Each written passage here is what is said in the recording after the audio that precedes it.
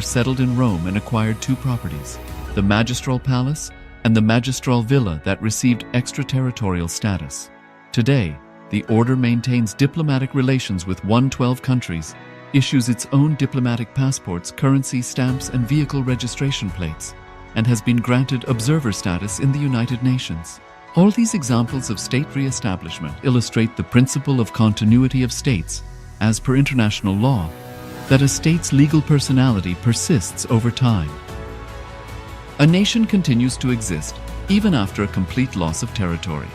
A far more striking example is of the oceanic countries, which are under the threat of their entire nation being drowned and submerged due to rising sea levels owing to global warming. In response to such existential threat of climate change, Pacific Island nations, including Tuvalu, have enacted constitutional amendments and made international declarations affirming that their nation and their sovereign rights will continue to persist, despite their entire territory being lost to the sea. This proactive stance is highlighted in the Constitution of Tuvalu Act 2023 and the Pacific Islands Forum Declaration of 2021. The Supreme Pontiff of Hinduism, Bhagavan Sri Nithyananda Paramashivoham, through the line of succession, is the present 203rd Emperor of the Hindu sovereign kingdom of Surangi Samrajya. He was crowned on the 31st of December 2004 at the age of 26. Thus, by very same principles of the doctrine of continuity, through which the international legal personality of Portugal, Genoa, Poland, Ethiopia, Czechoslovakia, Albania, Austria, Vatican, Tibet, Sovereign Order of Malta, and several other nations has been recognized despite having undergone a period of exile, annexation, occupation by a foreign power, or despite loss of territory. The SPH Nithyananda Paramashivoham, through well-established legal and historical facts about the Hindu sovereign state of the Surangi Samrajyam, derives all sovereign rights and powers of the royal lineage of the Surangi Samrajyam as its 203rd sovereign emperor, from his inheritance and continuation of the unbroken succession of the kingdom of Surya Vamsa Surangi Samrajyam Sarvanapitha. Surya Vamsa Surangi Samrajyam, through unification with 20 other sovereign Hindu states and sovereign ecclesiastical, historical entities, became part of the United States of Kailasa, which thus became a sovereign, independent juridical state, with the SPH Nithyananda Paramashivoham as the sovereign.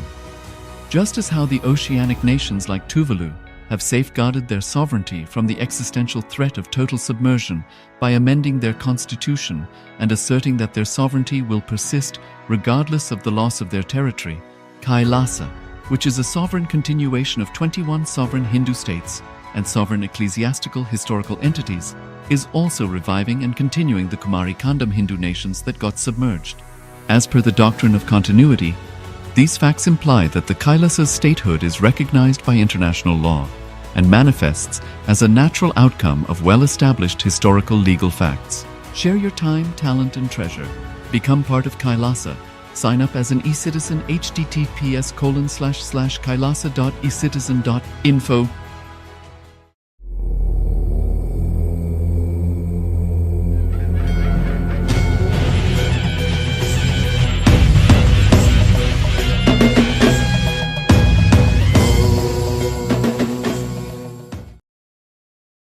Welcome to the Pratama Vinyasa Krama 108 Asana sequence of Nithyananda Yoga.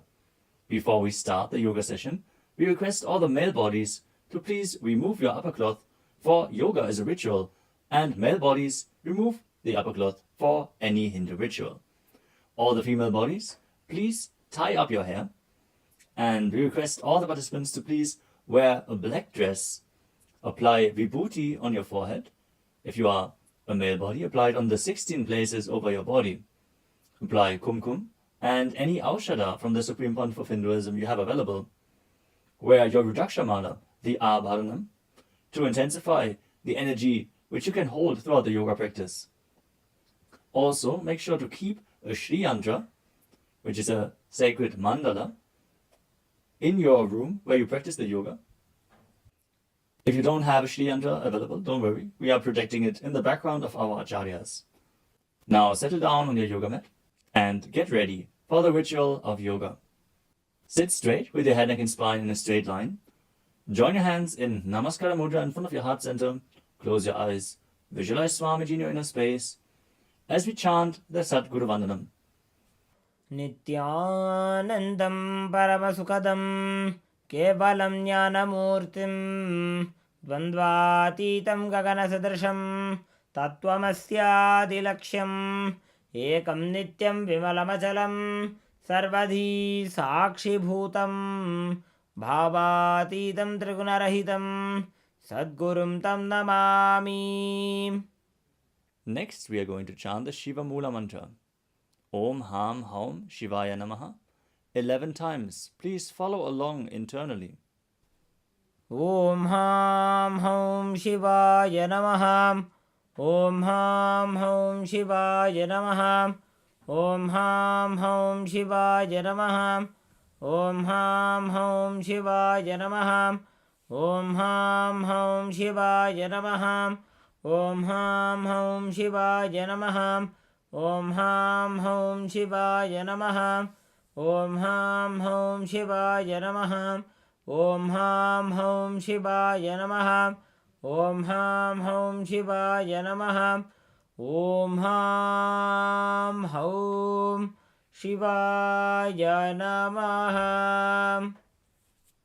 We will be performing the Tadvachamanam, the ritualistic cleansing. Now keep your hand, the right hand, in the shape of a cow's ear in the Gokarana Mudra, as our acharyas are demonstrating. Then take an udani of water, pour it into your right palm. We're going to chant a mantra thrice. Each time, sip the water from the bottom of your palm whenever the word Swadha is chanted. Om Atmatattvam Shodhayami Swadham. Take another udani of water. Om Vidyatattvam Shodhayami Swadham. Pour another udani of water into your palm. Om Shivadattvam Shodhayami Swadham. Now wash your right hand with the water from the Panchapacham and wipe your lips twice with the bottom of your thumb as we chant. Om Ham Hridayaya Namaha. Now wash your hand again. With the index, middle and ring fingers joined together, touch above the upper lip and below the lower lip. Wash your hand again. With the index fingers and thumbs joined together, touch the right nostril, the left nostril, and with the ring finger and thumb joined together, touch the right eye, left eye, and the right ear and the left ear. Wash your hand again. With the little finger and thumb joined together, touch the navel, the right chest and the left chest. And with all fingertips joined together, touch on top of the head, the right shoulder, left shoulder, and your heart center. Now wash your hand again.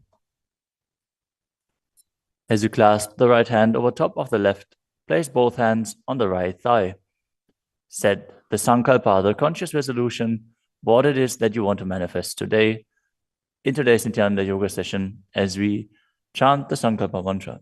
Om Mamopatta Samasta Duridakshayadvara Bhagavad Shri Nithyananda Paramashiva Prityartham Shri Nithyanandeshwari Paramashiva Shakti Sameta Shri Nithyanandeshwara Paramashiva Prityartham Cha Adya Purvokta Evam Guna Visheshena Vishishtayam Asyam Shubhadito Purana Arogya Yukta Dridagatra Yogika Sharira Siddhyartham Paramashiva Shakti Avishkaranartham Nithyananda Yoga Abhyasam Karishye. Now wash your hand once more as we chant. Om Apaupasprisya. Keep your Panchapacham and udani out of harm's way as we are getting ready to start the yoga. Now sit in a comfortable cross-legged position with your head, neck, and spine in a straight line. Bring the index fingers and thumbs joined together on top of the knees in Bindu Mudra. Engage the three bandhas, the energy locks, which are contracting the perineal region and pulling it in and up. The Uddiyana Bandha, the stomach lock, contracting your stomach muscles and pulling your stomach in and up towards your spine. And the Jalandhara Bandha, the throat lock, tucking your chin to the chest and internally contracting your throat muscles. Together they form Mahamudra Bandha, which is a great secret of the yogic practice and will enhance your yoga practice manifold. Next up is the visualization. Hold the visualization for the right context of each of the asanas. The first visualization is Lord Shiva. You will always be able to see the visualization in the top right corner of the screen. So whenever you don't know how the visualization looks, you can just check the screen. Next up is Samana Kumbhaka. Now fill your stomach with prana as you meditate on a flame in your stomach, kindling the prana and raising up your spine. Chant the japa soham and visualize it rotating around your throat until the nectar oozes out into your body. Let us now perform the first asana, which is Sukhasana. तत्सुखासनमित्युक्तमशक्तस्तत्समाचरेत् आसनं विजितं येन जितं तेन जगत्त्रयम्. The next asana is Parvatasana. Now bring your legs into Padmasana with the feet on top of the opposite thighs. Then bring your palms together in Anjali Mudra and raise them up above your head, keeping your elbows straight. Engage all three bandhas, Mahamudra Bandha, as you visualize yourself as Mount Kailash. अथ वक्षे Mahadev पर्वतासनमङ्गलम्. The next asana is Halipavasana. Now bring the soles of your feet together in front of your body and hold the left hand by the right behind your back. As you lean forward and place your forehead on the ground behind your heels. Engage all three bandhas as you gaze to the nose and visualize Swamiji in your inner space. पूर्वविधियाहु मे जानो उभयपकतली सम्पुटठानो.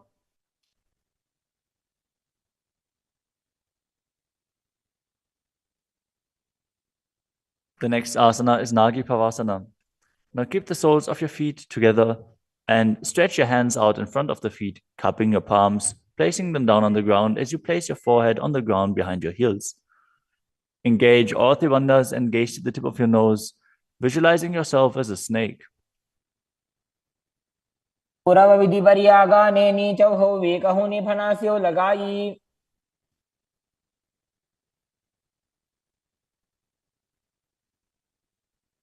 Next up is Kokilasana.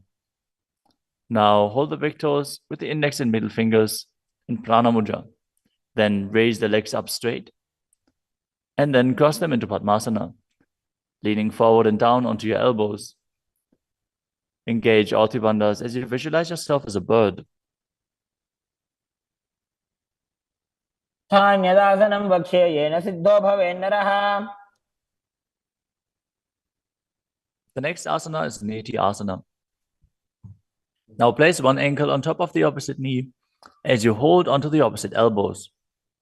Engage all three bandhas, rotate your arms in a circle and gaze to the nose, visualizing Swamiji in your inner space, and after some time change the direction of the movement.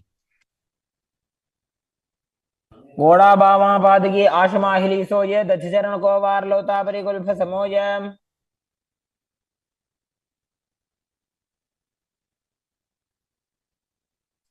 The next asana is Gajasana.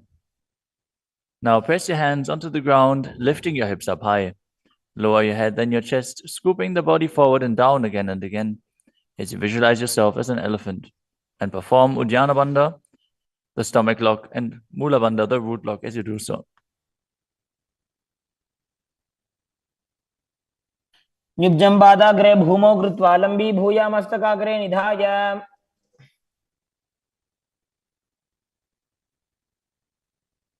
The next asana is Vrikshasana. From the same position, alternate pressing the heel of one foot into the ground while lifting the other heel up. Visualize yourself as a bear as you keep Uddiyana Bandha and Mula Bandha engaged. एकैकं पादमाकुञ्च्य गजासनं कुर्यात् वृक्षासनं भवति. The next asana is Vaishyasana. Now stand tall on the mat with the tips of the on the tips of the big toes, with all other toes raised off the ground. As you keep your head, neck, and spine in a straight line and bring your index, middle, and ring fingers to the heart center in Hridaya Mudra. Visualize Swamiji in your inner space and perform Uddiyana Bandha and Mula Bandha. केशेन पादयुगलं बद्ध्वा तिष्ठेत अधोमुखः.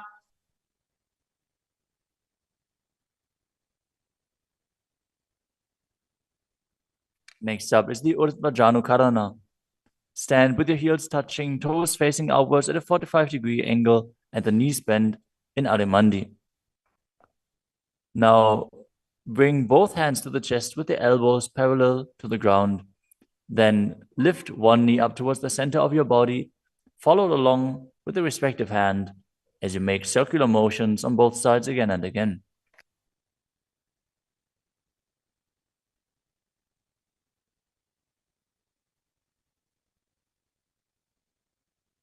The next asana is Balalingasana. Now interlace your fingers from the outside in Sarvashankari Mudra and hold on to one knee, pulling it up towards your chest. Keep your head, neck, and spine in a straight line and visualize yourself holding a baby as you engage all three bandhas, Mahamudra Bandha.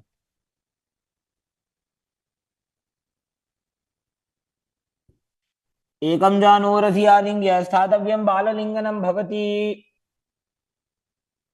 You move on to Padapidanasana. Now take the foot and pull it behind towards your buttocks. Hold it with both hands. Be straight. Engage all three bandhas as you visualize Swamiji in your inner space. एकस्मिन् पादतले कराभ्यां वेष्टयेत्तनुम्. The next asana is Natarajasana. Standing on one leg, hold on to one foot and extend it backwards as you lean forward and stretch your arm out in front in Bindu Mudra with the index finger and thumb touching as you visualize yourself dancing as Lord Nataraja and perform the Mula Bandha.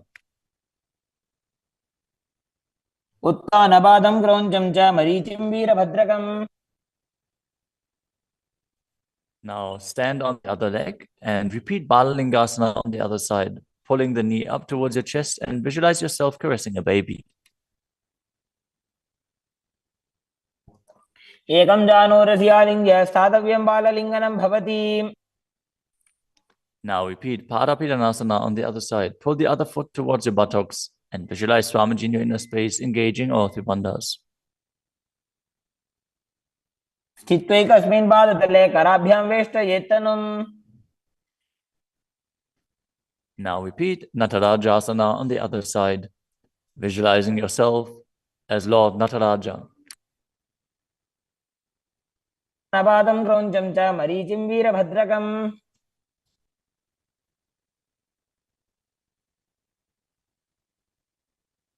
Next up is the Ardha Rechita Karana. From Adimandi position, bring the right foot behind the other with the toes down and the heel up.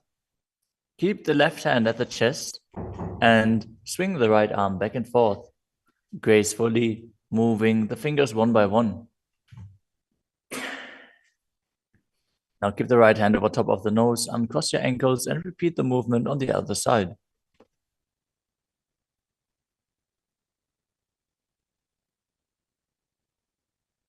Next up is the skeleton dance. Now visualize yourself as a skeleton as you shake your body intensely.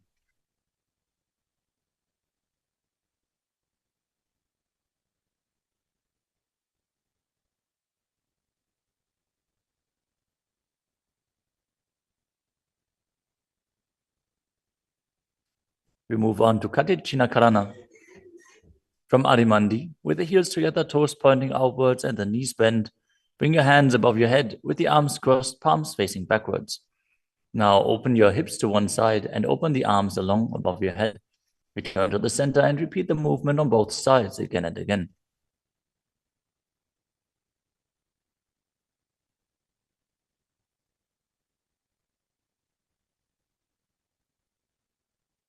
The next asana is Tadasana.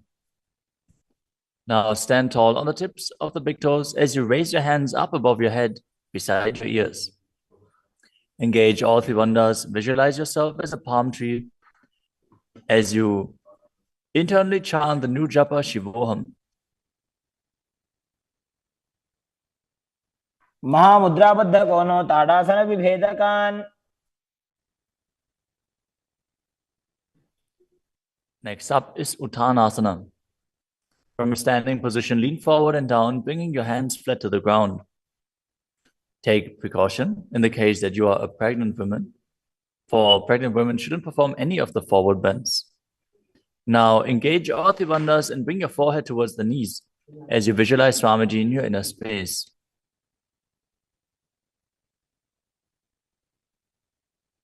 महामुद्राबद्ध कोनो ताड़ासन विभेदकान. The next asana is Tadakshvasana, the plank position. Now lower your body down onto your arms and feet as you tuck your chin to the chest and rotate your head from side to side, contracting your perineal region. Visualize Swamiji in your inner space. Keep breathing in the Samana Kumbhaka, filling your stomach with prana and visualizing a flame rising up your spine. गजासनवस्थित्वा मस्तकं वारं वारं दक्षिणकुक्षिं सव्यकुक्षिं नजेत्. The next asana is Bhujangasana. Now lower your entire body down onto your stomach as you keep the toes pointing backwards and your hands next to the chest. Now raise your head up using the strength of your lower back. Don't lift your body any higher than your belly button up. And open your mouth wide as you inhale through the hollow of your throat in Bhujangani Mudra. Visualize yourself as a cobra as you perform the Mula Bandha. अंगुष्ठनाभिपर्यन्तम् अधोभूमौ विनिन्यसेत्. The next asana is Shashasana.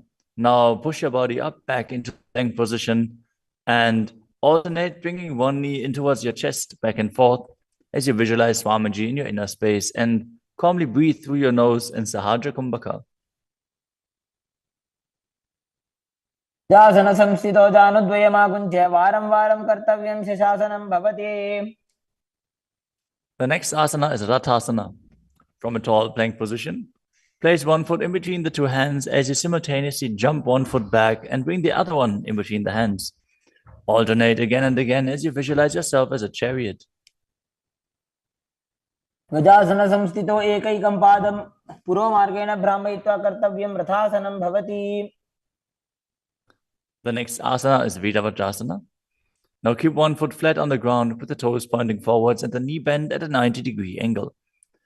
Now extend the other leg back, keep the knees straight and the toes pointed outwards. Raise your arms up parallel, pull the stomach in and up and gaze to your third eye, visualizing yourself as Lord Virabhadra as you perform Uddiyana Bandha and Mula Bandha. आधिष्ठमतकौण्डिन्यमूर्धकुक्कुटमेव च. Now exchange the position of your feet and repeat Virabhadrasana on the other side. मतकौण्डिन्यमूर्धकुक्कुटमेव च. The next asana is Vrikshasana, the tree posture. Now stand and bring one foot to the inner thigh as you bring your palms together in Anjali Mudra and raise them up above your head. Keep your elbows straight as you gaze forward and visualize yourself as a tree. अमोरमूलदेशे च जाम्यं पादं निधायतु. The next asana is Garudasana. Now bring the raised leg to the opposite hip. Join your hands in Namaskara Mudra in front of your heart center as you visualize yourself as Lord Garuda and engage the Mula Bandha. गरुडासनमावक्ष्ये येन ध्यानं स्थिरं भवेत्. Now stand on your other leg and repeat Vrikshasana on the other side. वामोरुमूलदेशे च जाम्यं पादं निधायतु. Now repeat Garudasana on the other side, keeping the standing leg as straight as a rod and visualizing yourself as Lord Garuda. गरुडासनमावक्ष्ये येन ध्यानं स्थिरं भवेत्. The next asana is Trikonasana. Now stand and step one leg forward and the other one far back, keeping the front toes pointing forwards and the back toes facing sideways. Now bring your hands parallel to the ground and lean forward and down as you keep one hand down and the other one raised up. Gaze upwards, visualizing yourself as a triangle as you perform the Mula Bandha. उत्तानपादं क्रौञ्चं च मरीचिं वीरभद्रकम्. Exchange the position of your feet. Step the other leg forward as you repeat Trikonasana on the other side. उत्तानपादं क्रौञ्चं च मरीचिं वीरभद्रकम्. Next up is the Nikuttaka Karana. From Arimandi position, Heels touching, toes pointing outwards and the knees bent.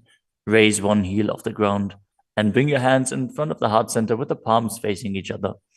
Now stump the raised heel to the ground, raise the other heel up, and exchange the position of your hands again and again.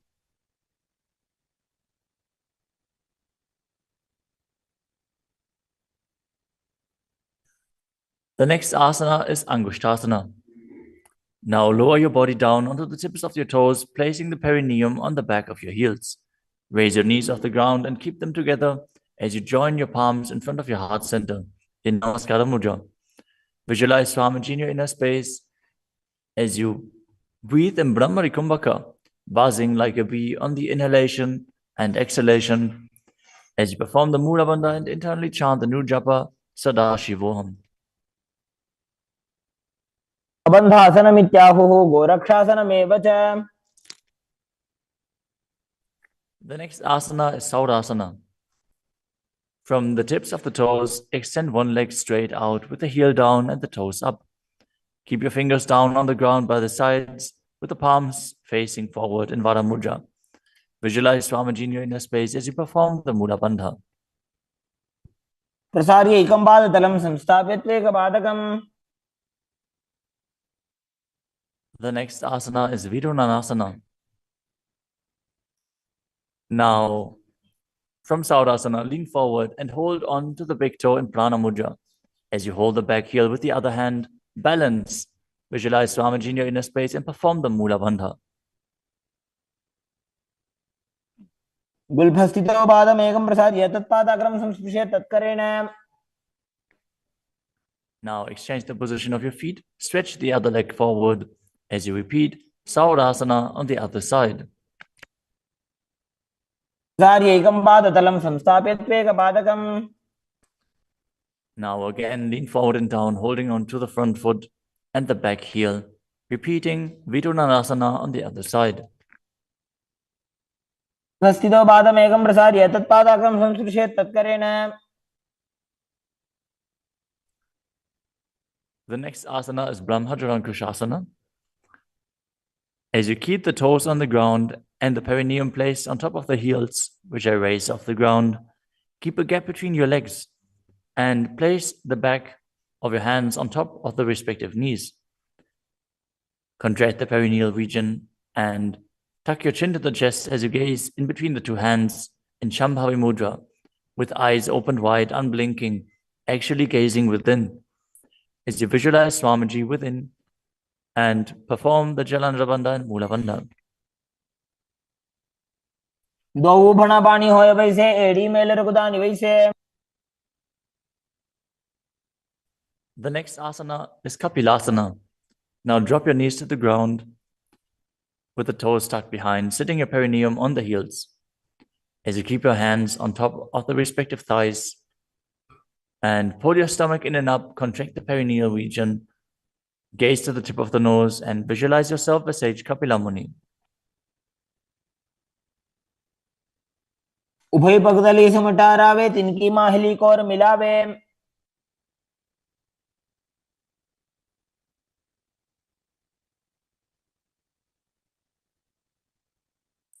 The next asana is Bhadragodakasana.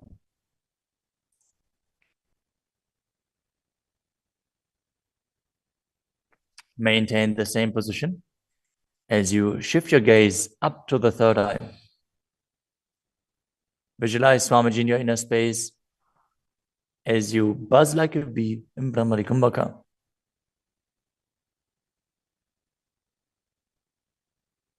दो भूपगदली संपुट करे कोरवारली भूपरि धरे.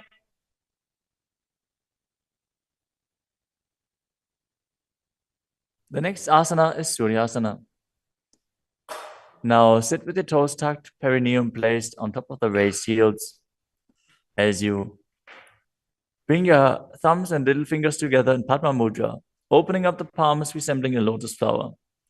Now raise your hands up above your head as you gaze up in between the gap between the palms, visualizing yourself as Lord Surya.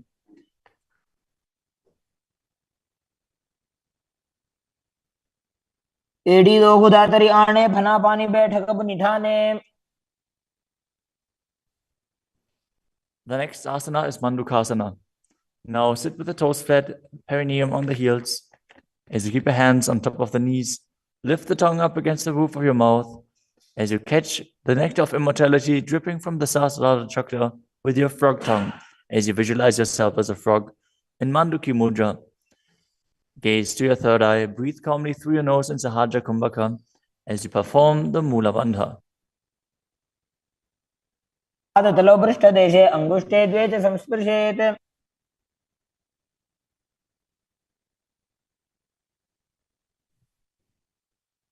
The next asana is Uttana Mandukasana. Maintain the same sitting posture, but bring your hands behind your back, holding onto the opposite shoulders. Gaze to your third eye, visualize yourself as a frog as you keep your tongue pressed against the palate of your mouth in Manduki Mudra. Perform Uddiyana Bandha and Mula Bandha as you do so.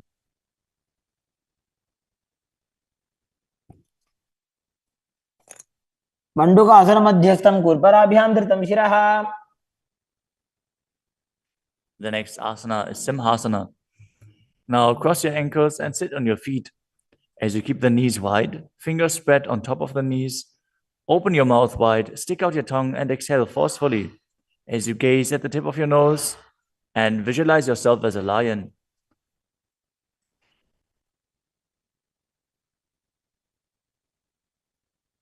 दक्षिणं सव्यगुल्फेन दक्षिणेन तदेतरम्. The next asana is Bhadrasana. Now sit with your heels under the perineum, the knees opened wide. Then cross your hands behind your back and hold onto the big toes in Prana Mudra. As you gaze at the tip of your nose, visualize Swamiji in your inner space and return to buzzing like a bee in Brahmari Kumbhaka. गुल्फौ च वृषणस्याधो व्युत्क्रमेण समाहितः. The next asana is Kakabusandhi asana. Now squat and keep the feet flat on the ground as you keep your knees opened wide and bring your arms in and around the raised knees. Interlace your fingers behind your back if you can. As you visualize yourself as a crow and gaze to the tip of your nose as you engage the Mula Bandha.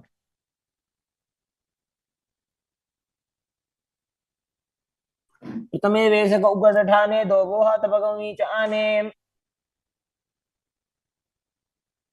The next asana is Kanipavasana. Now keep the palms on the floor, shoulder width apart. Bring your knees onto the back of your arms towards your armpits. Lean forward, raise your feet off the ground as you visualize Swamiji in your inner space and balance on your arms. को गुण आशी दुष्यता होई तो आछी होई. The next asana is Kapali asana. Now place your hands on the ground, shoulder width apart. Bring the top of your head onto the ground. Please take precautions if you have any neck injuries or high blood pressure. Any of the inverted postures.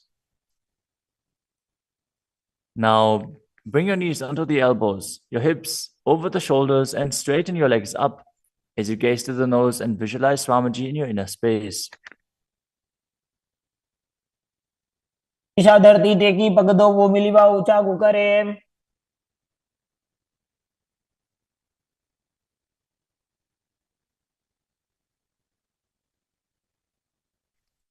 The next asana is Parshvamayurasana.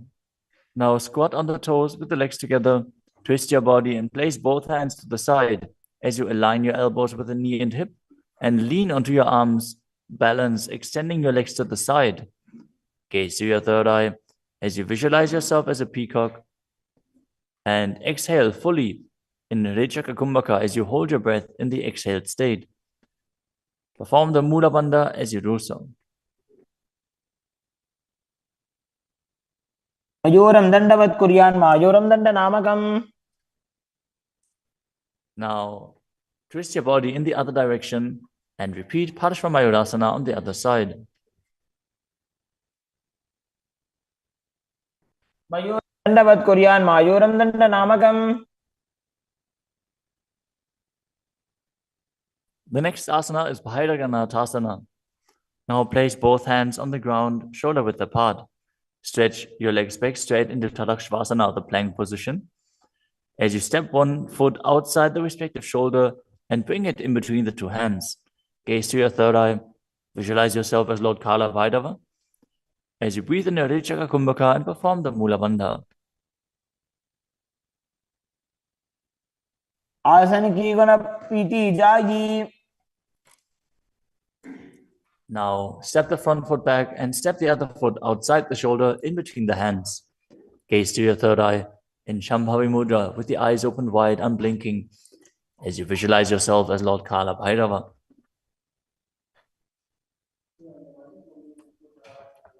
आसन को गुण पीती जाई. The next asana is Unmukha Pitasana. From Tadakshvasana, the plank position, bring your forearms down on the ground. As you walk your feet forward, raising your hips, lift your chest and head up and gaze to your third eye, visualizing Swamiji in your inner space.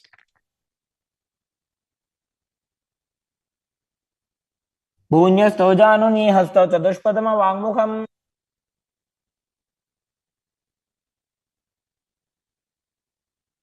The next asana is Vashishthasana.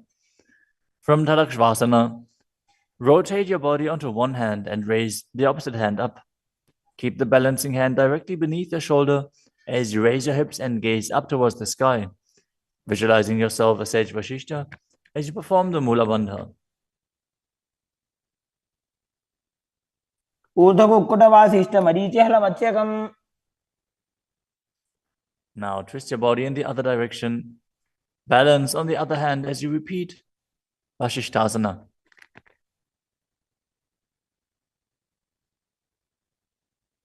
ऊर्ध्वकुक्कुटवासिष्ठ मरीचिहलमत्स्यकम्. Now come to a seated position and extend your legs out in front with the heel down and the toes pointing up. Now bring your hands under the buttocks with the palms facing up. Keep your spine straight, elbows close to your body. Tuck your chin to the chest. Contract the perineal region. As you gaze to the nose, visualize yourself as Lord Hanuman and internally chant the new japa Mahasadaशिवोहम.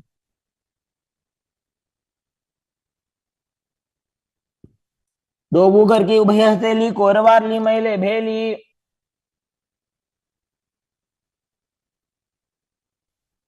Next up is Paschimottanasana. Now visualize Swamiji in your inner space as you lean forward and down, holding onto the big toes in Prana Mudra. Perform Mahamudra Bandha, all three bandhas engaged, and exhale all the air from your lungs in Richaka Kumbhaka. जानु बरिललाटन्तो पश्चिमं दानमुच्यते. The next asana is Ugrasana. With your legs straight, interlace your fingers behind your neck. Lean your chest forward and down, bringing your head to the knees by the strength of your core. Engage all three bandhas as you visualize Kali in your inner space. शुभानिभ्यां दृढं धृत्वा जानुभरि शिरोन्यसेत्. The next asana is Marichi Asana. Now, sit with the legs extended, bring one heel to the groin with the knee raised, and reach your arm in and around the raised knee as you clasp your hands behind your back. Bring your chest to the thighs, head to the knee, and visualize yourself as Sage Marichi. उत्तानपादं क्रौञ्चं च मरीचिं वीरभद्रकम्.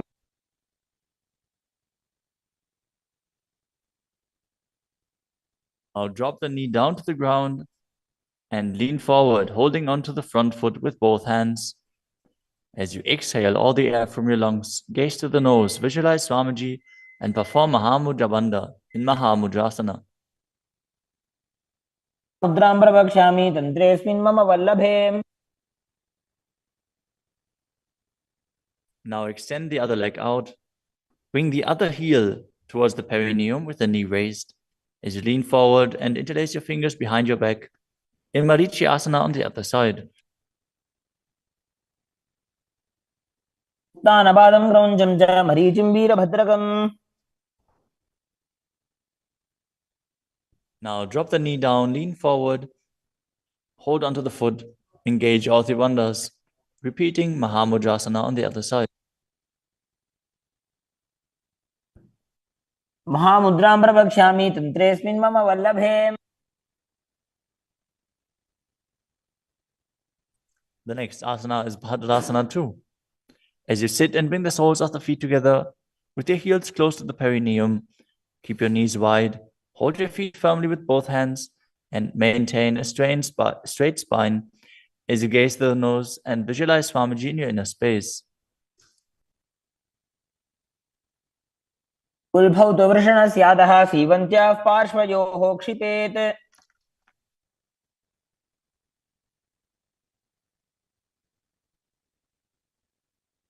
The next asana is Gvalipavasana.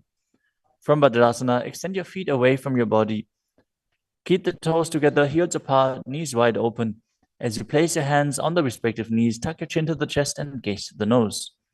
Visualize Swamiji in your inner space. Perform the Jalandhara Bandha and Mula Bandha.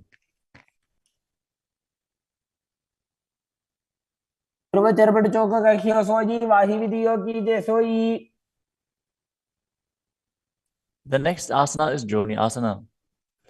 Now sit, keep the soles of the feet together and the heels close to your perineum as you visualize the Yoni Mandala, which is projected on the screen. Now hold the soles of the feet as you lean forward and down and bring the forehead to the feet as you gaze to the nose and perform the Mula Bandha. दोगो बगतली संपुट करे एड़ी मेड़ के ढिंग धरे.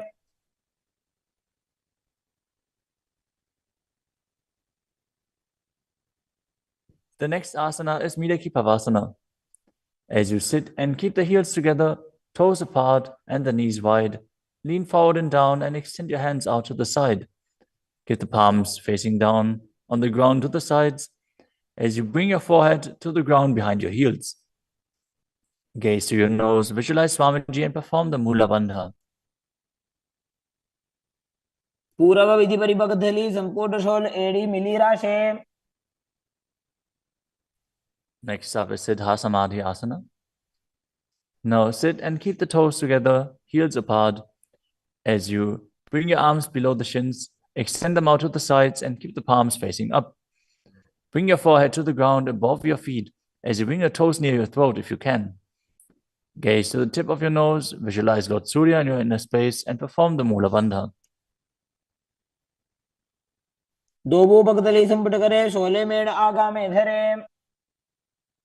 Next up is Chinakipavasana. Now sit and keep the heels together, toes apart, as you hold the feet and open them up like a book, bringing the backs of your hands onto the ground and the elbows pressing down on the thighs. Gaze at the nose and visualize Swamiji in your inner space. दो बगागी एड़ी धरती मगिवा मेड़ लगावे. The next asana is Chadapata Chukasana. Sit and bring the soles of the feet together with the heels at your perineum.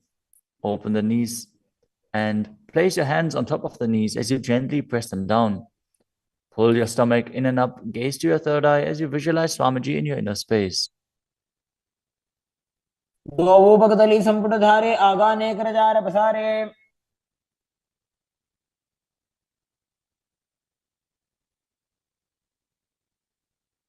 The next asana is Bhairavasana. Now sit and bring the soles of the feet together with your knees open wide. Lift the heels up and bring the toes down onto the ground. As you keep your knees on the ground, pull your stomach in and up and place your hands on the knees in Bindu Mudra. Gaze to your third eye as you visualize yourself as Lord Kala Bhairava. कुल्भौ संपेड्य जान्योन्यं विक्रमेणोत्थितं शनैः.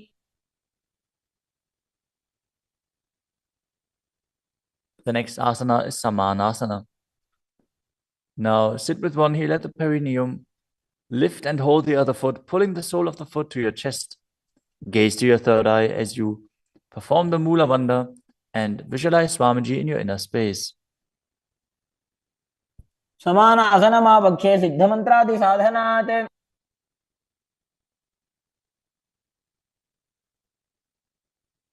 The next asana is Apanasana. As you sit, place one leg on top of the respective shoulder and raise the other foot upwards and straight. Keep the hands on the ground to the sides as you gaze to your third eye and visualize Swamiji in your inner space. परं पादमेकञ्च स्कन्धे चारोऽपि यत्नतः. Now repeat Samanasana on the other side. Bring the other heel towards your perineum and pull the opposite foot towards your chest. समानासनमावक्षे सिद्धमन्त्रादिसाधनात्. Now repeat Apanasana on the other side. Bring the other leg over top of the respective shoulder, extending the opposite leg forward and up.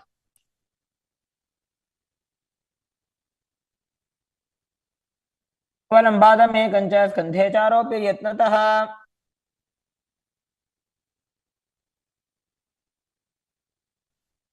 Next up is Gomukhasana.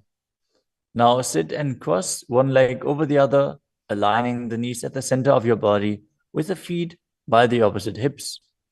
Place both hands on top of the stacked knees as you gaze to the nose, visualize the face of a cow, and perform the Mula Bandha. Start breathing in Siddhkari Kumbhaka, pressing your tongue against the palate of your mouth without touching the teeth and hissing through your teeth while inhaling. Internally chant the new japa Om Nithyanandoham. सर्वे दक्षिणगुल्फं तु पृष्ठपार्श्वे नियोजयेत्.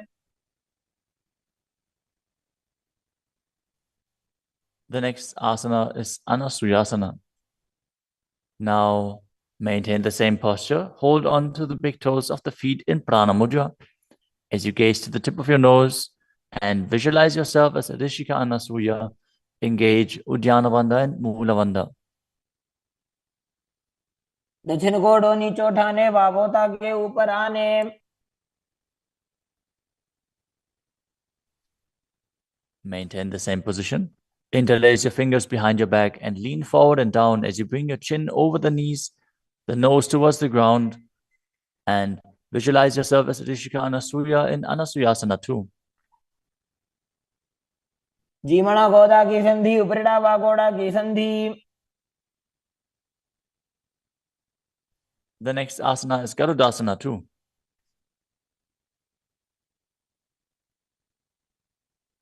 Now sit on the ground with one heel pressed against the perineum. As you keep the opposite foot flat on the ground with the knee raised to your chest. Keep the hands on the respective knee. As you visualize yourself as Lord Garuda, gaze to the nose and perform the Mula Bandha. दावो बगमोडी एडी माहिलो गुल्फ मूलद्वारणी चैदे.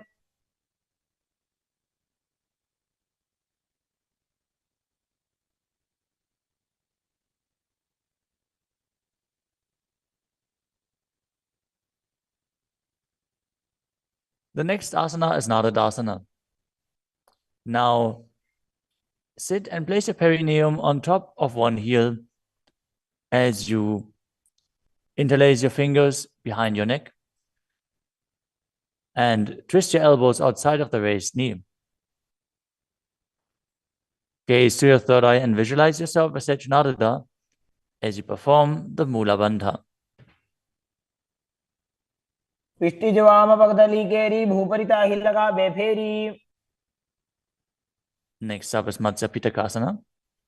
Now place one foot on top of the opposite thigh. Wrap the respective arm around the knee, holding onto the opposite shin as you hold the big toes with the other hand in Prana Mudra. Visualize yourself as Matsya, the fish avatar of Lord Vishnu, as you perform the Mula Bandha. नवामांगुष्टं तो गृहीतं मत्स्य पीठकम्.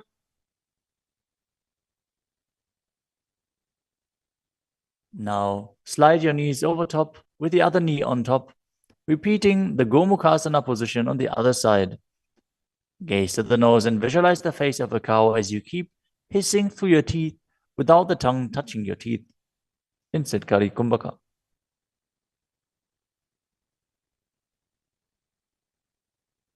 सर्वे दक्षिणगुल्फं तु पृष्ठपार्श्वे नियोजयेत्.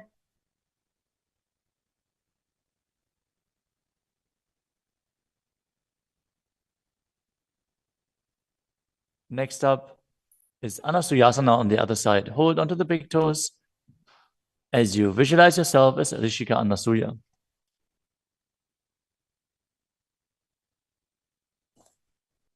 दक्षिण कोड़ो नीचे उठाने wow तागे ऊपर आने.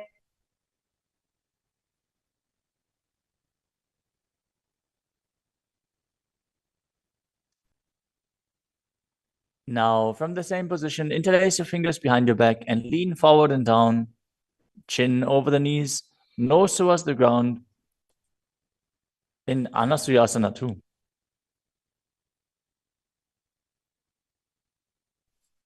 जीमणा गोदा की संधि उपरिड़ा वागोड़ा की संधि.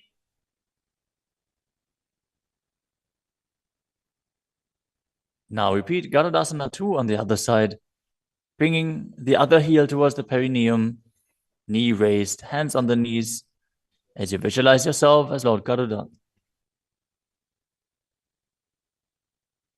डावो पगमोड़ी एड़ी माहिलो गुल्फ मूल द्वार नीचे दे. Next up is Narudasana on the other side. Raise the perineum onto the heel, interlace your fingers behind your neck, and twist your elbows outside of the raised knee, visualizing yourself as Sage Naruda. पिष्टि जवाम पगदली केरी भूपरिता हिलगा वे फेरी.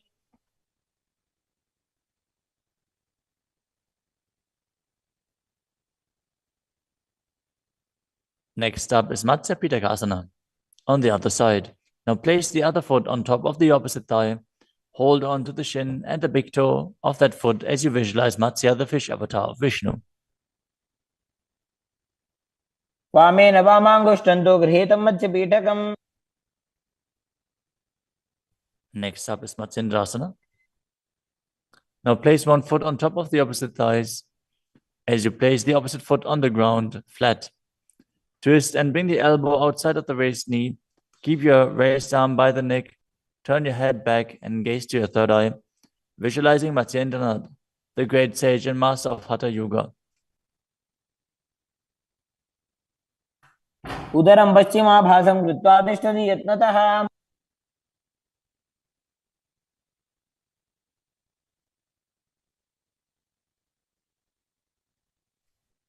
The next asana is Kubhasana. From Matsyendrasana, twist and bring your elbow outside of the raised knee as you extend your hand down to the foot, keeping the opposite hand at the respective ear. Twist your body back. Gaze back and up towards your third eye, visualizing yourself as a camel. आसन को गुण झोल हो जाए. Next up is Matsyendrasana 2. Keeping the hand extended down towards the foot, place your hand behind your body onto the ground as you gaze up to your third eye and visualize Matsyendranath. मत्स्येन्द्रपीठं जठर प्रदीप्तिं Prachanda रुक्मण्डल खण्डनास्त्रम्. Now repeat Matsyendrasana on the other side. Extend the other leg out. Bring the opposite foot onto the thigh as you twist your elbow outside of the raised knee and gaze back.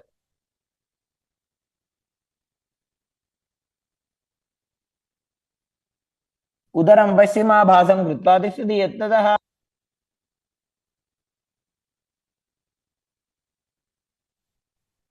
The next asana is Kubhasana on the other side. Now hold on to the front big toe in Prana Mudra as you keep the other hand towards the respective ear, gazing back and up towards your third eye and visualizing yourself as a camel.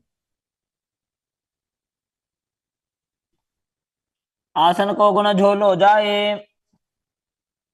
The hand to the ground behind you. Twist your body even further as you visualize Matsyendranath in Matsyendrasana 2.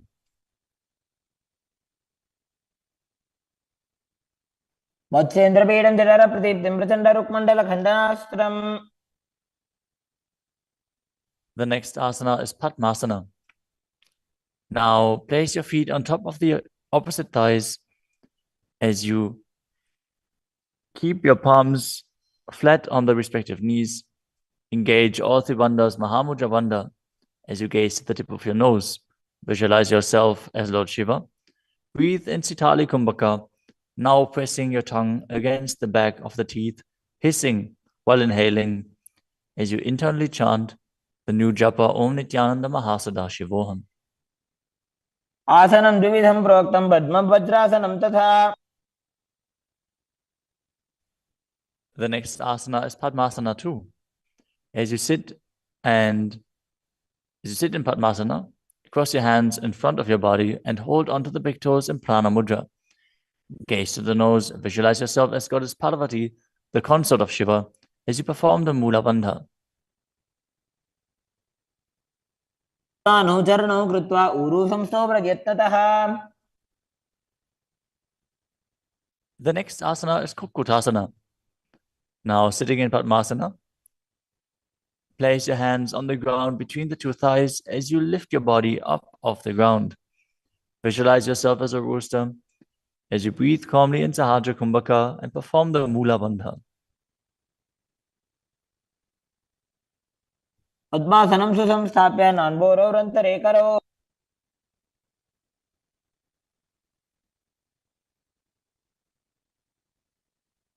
The next asana is Baddha Keki Asana. From Padmasana, raise up onto the knees as you bring your hands flat on the ground with the fingers pointing backwards. Keep the elbows together, press them against the navel, and then lean forward. Find balance and extend your knees up off the ground. Visualize Swamiji in your inner space as you perform the Mula Bandha.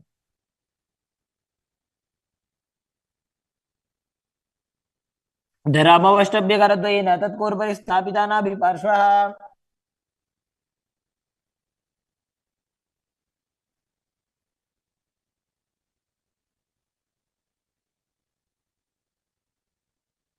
The next asana is Mayurasana. While on your knees, place your palms on the ground with the fingers pointing backwards. Keep your elbows at the navel, lean back, lean forward, find balance and extend your legs up off the ground, visualizing yourself as a peacock as you perform the Sahajra Kumbhaka and engage the Mula Bandha.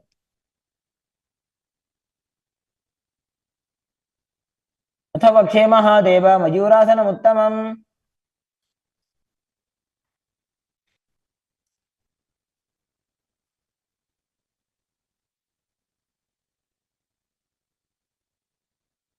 Next up is Makarasana.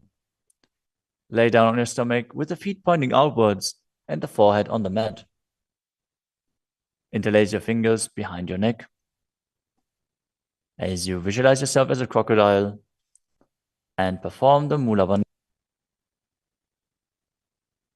अध्यासशेते हृदयं निधाय भूमौ च पादौ च प्रसार्यमानौ. As you lay on your stomach, place your hands on the ground beside your chest. Raise your legs up, bring the thighs off the ground, visualizing yourself as a locust. In Shalabhasana. अध्यासशेते करयुग्मवक्षो भूमिमवष्टभ्यकरयोस्तलाभ्याम्. The next asana is Ushtrasana. As you lay on your stomach, bring your hands to the feet. Pull the feet down towards the ground outside of your hips. As you visualize yourself as a camel and perform the Mula Bandha. अध्यासशेते पदयुग्मव्यस्तं पृष्ठे निधाय विधृतं कराभ्याम्.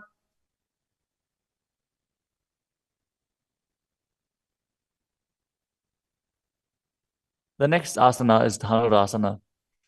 From Ushtrasana, tighten the grip on your feet and kick the legs back and up as you lean forward and lift your chest off the ground. Gaze up to your third eye and visualize yourself as Pinaka, Lord Shiva's bow. Perform the Mula Bandha as you do so.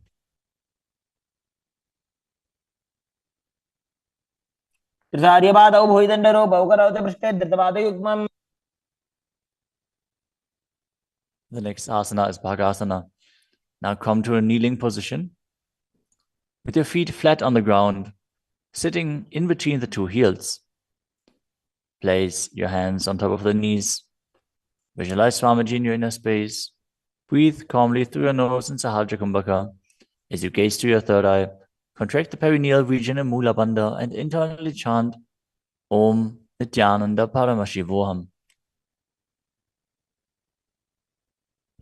उल्टा मोड़ी पाओ तो वैसे बहरो जगत करे कैसे. The next asana is Gohi Asana.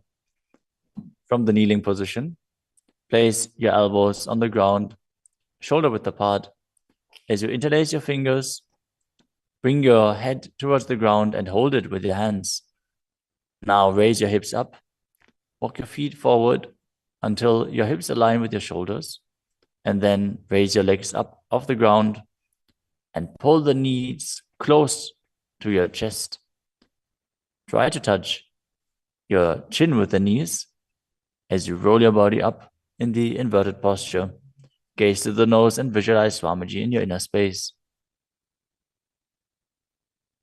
दो हाथ की कहुनी जोई पुनः कलाजी जाने दोई. Now, from Gohi Asana, extend your legs up straight into Shirshasana. Gaze to the nose and visualize Swamiji in your inner space as you perform the Mula Bandha. विपरीतं मण्डलं च द्विधैव विदितं हिनः.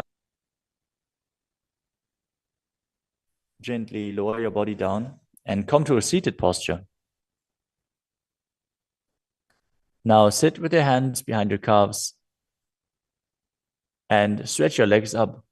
Bring your forehead to the knees as you come to a vertical position with your legs. Visualize Swamiji in your inner space and perform the Bhastika Kumbhaka, rapidly exhaling from your diaphragm, pushing the air out without inhaling, like the bellows of a blacksmith. We're going to perform Bhastika Kumbhaka for the next few asanas, so keep your core engaged and rapidly breathe through your nose. दो हाथ पग बाहर आने घोड़ा तरे का घसीठाने. The next asana is Parikhasana.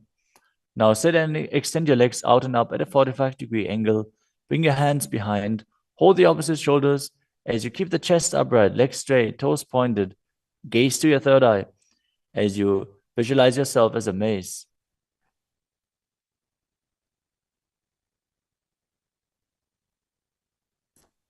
उत्तानशयनं कृत्वा पादौ मिलित्वा प्रसार्य. Keep breathing rapidly as you sit and extend your legs out and up at a 45-degree angle. Keep your arms parallel to the ground or bring them down to the ground as you gaze to your third eye and visualize yourself as a boat in Naukasana. तानशयनं कुर्पराभ्यां भूमिमवष्टभ्य. Next up is Rudrasana. Now sit and lift your feet up. Scoop your hands under the heels and pull the feet towards your chest. Keep your spine upright. Gaze to the nose as you visualize yourself as Lord Rudra. Perform the Mula Bandha as you do so. पगदली संपूटक हाथस्य पग ऊंचाई. The next asana is Unmukha Pitasana too. Now lay down on your back with the feet flat on the ground, the knees raised up. Bring your palms down to the ground with the fingers just touching the back of your heels. Lift your hips up high. Press the feet into the ground as you tuck your chin to the chest, gaze to the nose, and visualize Swamiji in your inner space. ऊर्ध्वे च जानुनी कृत्वा शवित्वोर्ध्वमुखं तथा उत्थाप्य हस्तौ तिष्ठेत्तु पीठ उन्मुख नामके. Now lower your body down flat onto the ground. Keep the palms facing up next to your hips. As you contract the perineal region and forcefully pull the Kundalini Shakti up along your spine towards your Sahasrara Chakra in Shakti Chalan Mudra. Relax. Completely unclutch from any micro movements of the body and mind. As you visualize that your body is dead and the Supreme Pontiff of Hinduism, Swamiji, is liberating you. Internally chant the Mahavakya, Om Nithyananda Paramashivoham.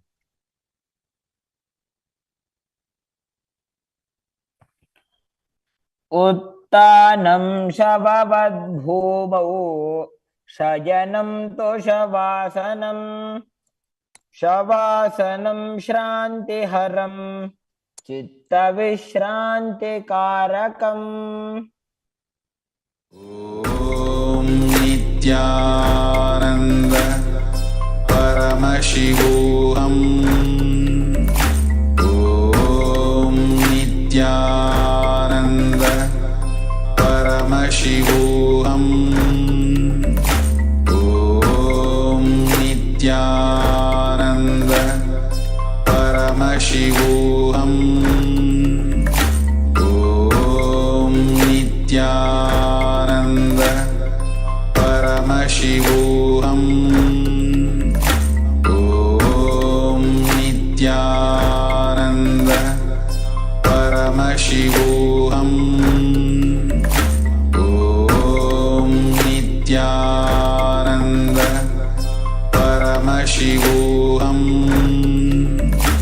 ॐ नित्यानन्द परमशिवोऽहम् ॐ नित्यानन्द परमशिवोऽहम् ॐ नित्यानन्द परमशिवोऽहम् ॐ नित्यानन्द परमशिवोऽहम् ॐ नित्यानन्द परमशिवोऽहम्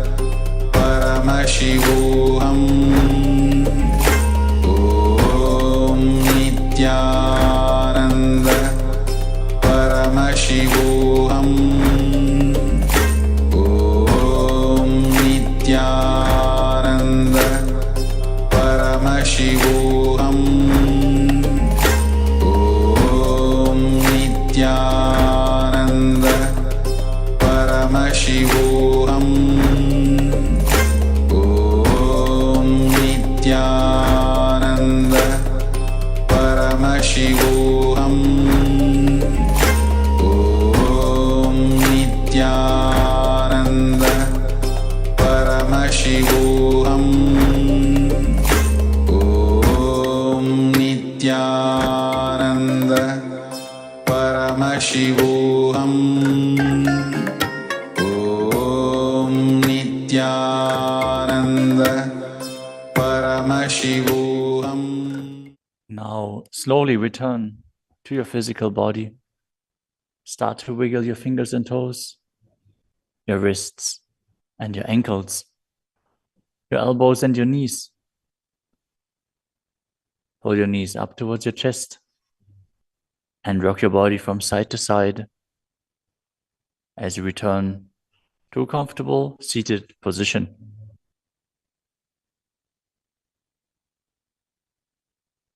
Congratulations, you completed the first 108 asanas of the sequence, which are the Pratama Vinyasa Krama. We are now going to continue the sequence with the next asana, which is Yathasana Nishthasana. Now sit in a posture that brings ease to your physical and mental space. Bring your hands on top of the knees in Bindu Mudra. Visualize Swamiji in your inner space. Breathe in Samana Kumbhaka, filling your stomach with prana and meditating on the flame kindling in your stomach as you perform the Mula Bandha and internally chant the Mahavakya Om Nithyananda Paramashivoham.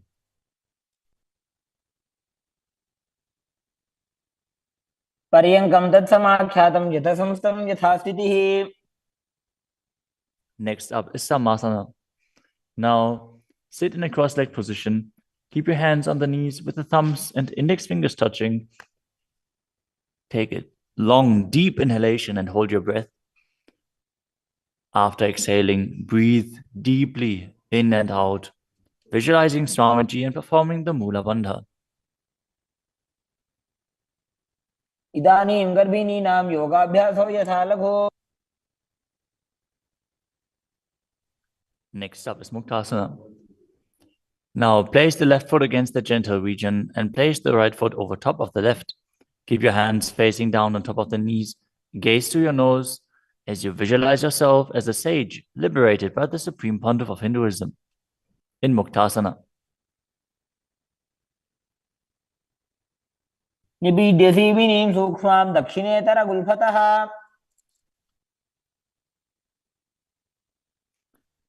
Next up is Siddhasana. Maintain the same position as Muktasana. As you switch your gaze to your third eye, visualize Swamiji in your inner space and perform the Mula Bandha. स्थानुसंयमितेन्द्रियो चलदशा पश्यन् भ्रुवोरन्तरं चैतन्मोक्षकपातभेदजनकं सिद्धासनं प्रोच्यते. The next asana is Siddhi Asana. Now maintain the same position as in Siddhasana. Switch your gaze to the ground in front of you as you engage all Tribandhas and visualize Swamiji in your inner space. वामपादके इडी जानो सीवनि मदितासको ठानो. The next asana is Rudrasana too. Keep your legs in the same position as Siddhi Asana. Rotate your hands on top of the knees into Bindu Mudra. Switch your gaze to the third eye. Visualize yourself as Lord Rudra as you perform the Mula Bandha. वामचरण परिदक्षिण राखे एक जुगति ऐसे विधि राखे. Next up is Santadunasana. Now maintain the same position. Switch your gaze to the nose and embody tranquility and an unshakable nature. आसन की गुण मन की चंचलता मीटे.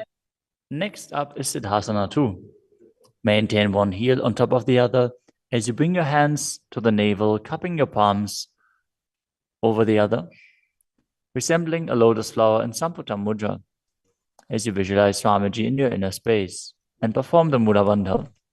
ऋजुकाय समासीन सिद्धासनमुदीरितम्. The next asana is Bandha Yoni Asana. In this asana, we are going to perform the Shanmukhi Mudra, which can increase blood pressure. So if you have blood pressure related issues, don't perform this asana.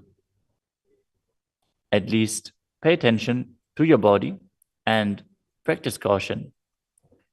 Now set your sankalpa of manifesting through the womb of creation as you maintain the same sitting posture, and then exhale fully as you bring your little fingers beneath the bottom lip, ring fingers above the upper lip, middle fingers closing the nostrils, ring fingers over the eyes, and the thumbs closing the ears. मध्ये महादेव बन्धयोन्यासने शृणु. The next asana is Virasana.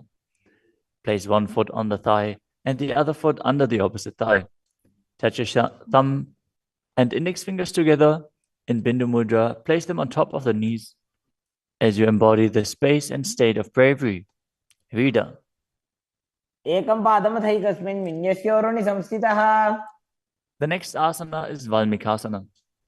Now keep the left heel on the right side of the regenerative organs and the toes under the thigh, with the right foot on top of the left, with the toes by the knee. Keep your hands on the knees, thumbs and index fingers touching. Gaze to your third eye and visualize Sage Valmiki, the great poet, sage, and author of Ramayana. दावा भगगी भगदली पुनि AD है Zoya. The next asana is Joni Mudrasana. Now keep your legs in the same position. Switch your gaze to the nose as you visualize the Yoni Mandala, which is representing Devi Parashakti and is a representation of the creative energy of the universe. वामपादगी भगदली जाहि माहिली कोरे.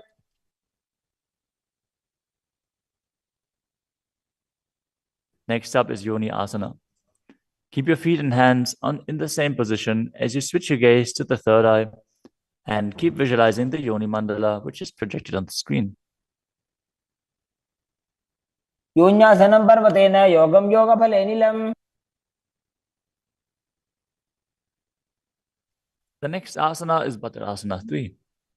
As you sit and bring the soles of the feet together, holding them with both hands, bring your knees down towards the ground, gazing to the tip of your nose, visualizing Lord Virata in your inner space as you perform Uddiyana Bandha and Mula Bandha. गुल्भौ च वृषणस्य स्यादः सीवञ्च पार्श्वयोः क्षिपेत्. The next asana is Urdhva Mukha Asana. Keep your feet and hands in the same position as you switch your gaze to the third eye.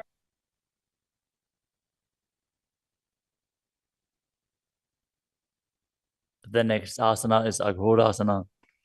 Now keep the soles of the feet together, heels at the perineum.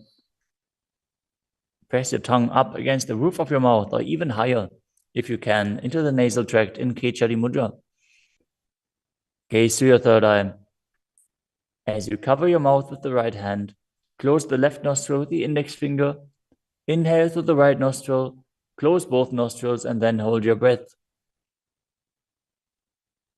After you exhale through the left nostril, repeat on the other side in Abhyantara Kumbhaka. As you gaze to your third eye, visualize yourself as an Aghori. पूर्व कहो विश्रिका चोई वाही विधि जो कीजे सोई. Next up is Kanari Pavasana. Bring the feet together in front, with the toes together and the heels apart. Place your elbows onto the heels. As you rest your chin on the palms, gaze to the tip of your nose and engage Uddiyana Bandha and Mula Bandha. As you perform Rechaka Kumbhaka, fully exhale and hold your breath in the exhaled state as you visualize yourself as a female elephant drinking water.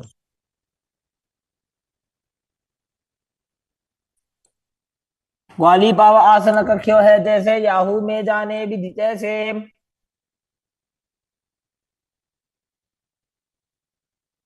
Next up is Padasana.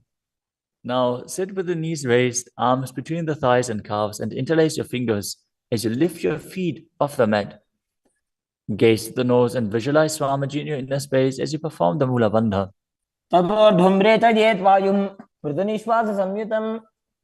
The next asana is Gopi Chandasana. Now interlace your fingers around the feet with the soles together and place the toes at the groove of your throat, the heels on your chest. Tuck your chin onto the hands and gaze to the nose, embodying the state and space of a king as you perform the Mula Bandha. The next asana is Uddarasana.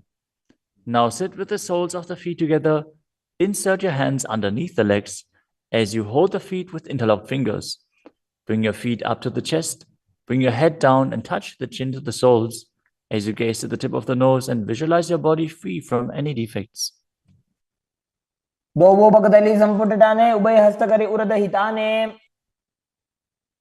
Next asana is Vishishtasana.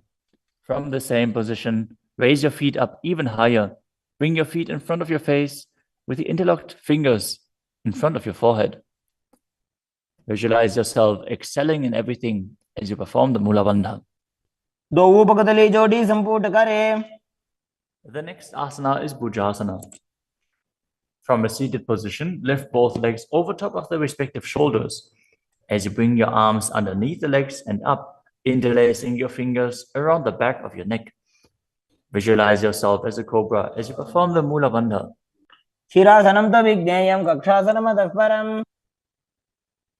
next asana is Kalyanasana.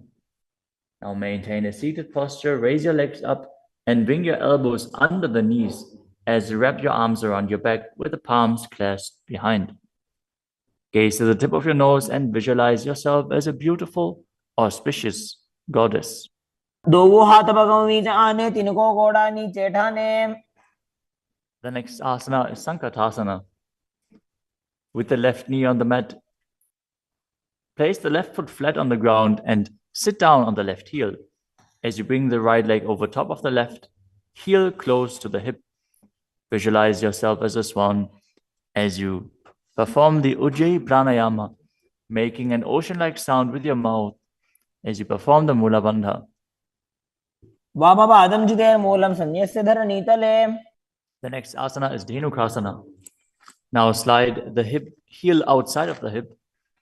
Visualize a cow in your inner space as you keep your hands on top of the knees. Perform Uddiyana Bandha and Mula Bandha.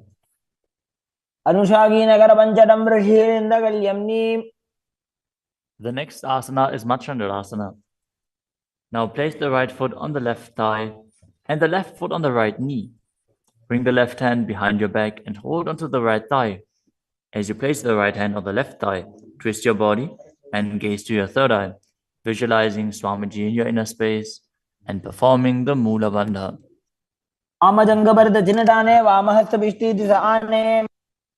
Next up is Machandrasana 2.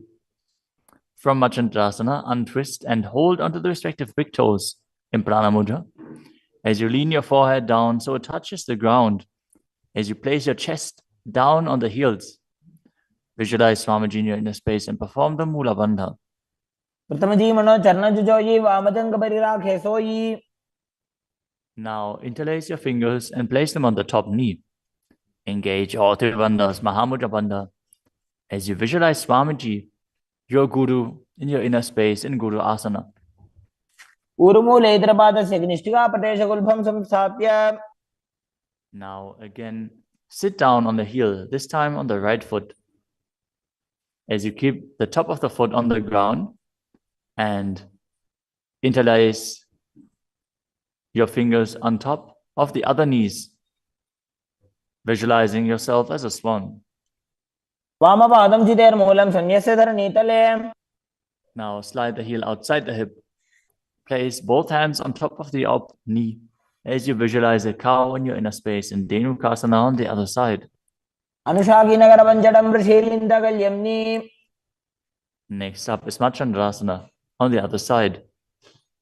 Bring the left foot on the right thigh and the right foot on the left knee. Twist your body. Keep one arm behind your back and hold on to the opposite thighs as you gaze to the third eye and visualize Swamiji in your inner space.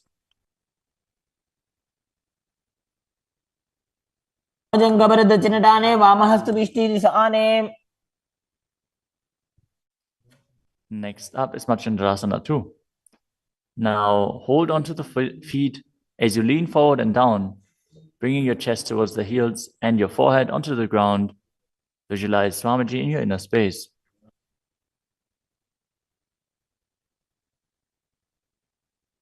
प्रथमजी मनो चरण जुजोई वामजंग परिराखे सोई. Now place your hands interlaced on the top knee as you visualize Swamiji, your Guru, in Guru Asana, engaging all three bandhas.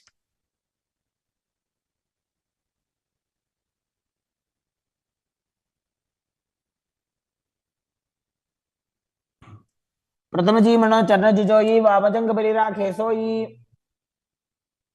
The next asana is Pashasana. Now sit with the feet flat on the ground, knees against your chest, with the hands holding onto the opposite knees. Keep your thighs together, spine straight, the tongue pressed against the roof of your mouth in Kechari Mudra as you gaze to your third eye and visualize Swamiji in your inner space. पादतले भूमो निधाय जान निवृषि निधाय. The next asana is Bodha Shukasana. As you keep the feet flat on the mat, wrap your arms around the legs and hold onto the opposite wrists. Place your chin onto the knees as you gaze to the nose and visualize yourself being in an abode of bliss.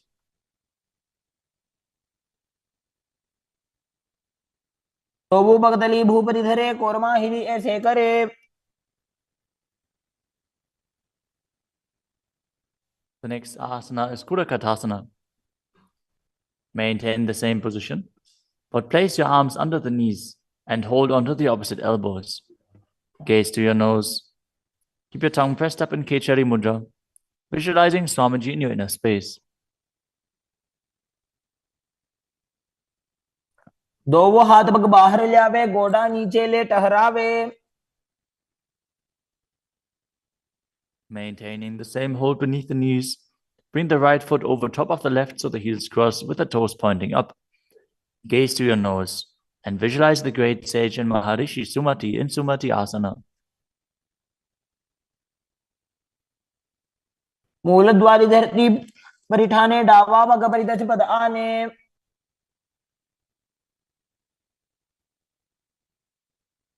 The next asana is Dandasana. Now extend your feet out straight with the arms raised straight above your head. Interlace the fingers with the wrists pointed outwards. As you engage all three bandhas, gaze to the nose. Visualize Swamiji in your inner space. Perform Mahamudra Bandha. इदानीं गर्भिणीनां योगाभ्यासो यथा लघु. The next asana is Arambhasana. Now sit with your legs straight. Hold the big toes in Prana Mudra with index and middle fingers. As you lean your chest forward and down, bring your head to the knees. Inhale through the left nostril and exhale through the right. Perform Nadi Shodhana as you visualize Swamiji in your inner space.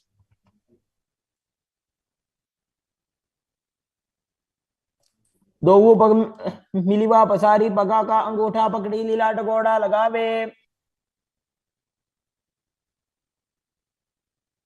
The next asana is Bhidokasana. Now sit with the legs straight, extend the knees slightly up, bring one hand distance between the heels. As you bring your shoulders down, wrap your hands in and around the legs. Hold the soles of the feet as you gaze to your third eye and visualize Swamiji in your inner space. प्रथम बैसी दोवु पाव पसारी कछुक ऊर्धको गुरडो डारे. The next asana is Jalandhari Pavasana. Now extend both legs out with the heels together. Place your chin on the heels. As you insert your hands below the legs, keep the elbows together on the ground along with your fingers, palms facing up. Gaze to the nose, visualizing Swamiji in your inner space.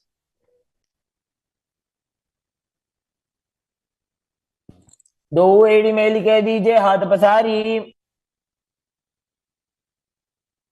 The next asana is Urdhva Paschimottanasana. As you sit with the legs extended, lift one foot behind the neck. Lean forward and down as in Paschimottanasana. As you visualize Swamiji in your inner space. If you can't, bring your leg behind your neck.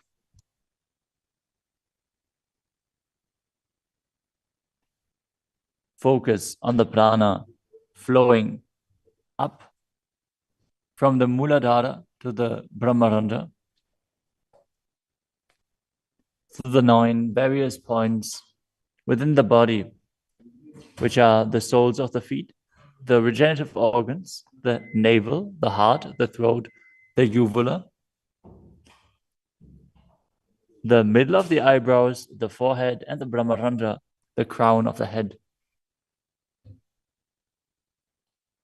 Now engage the Mula Bandha as you perform Urdhva Paschimottanasana.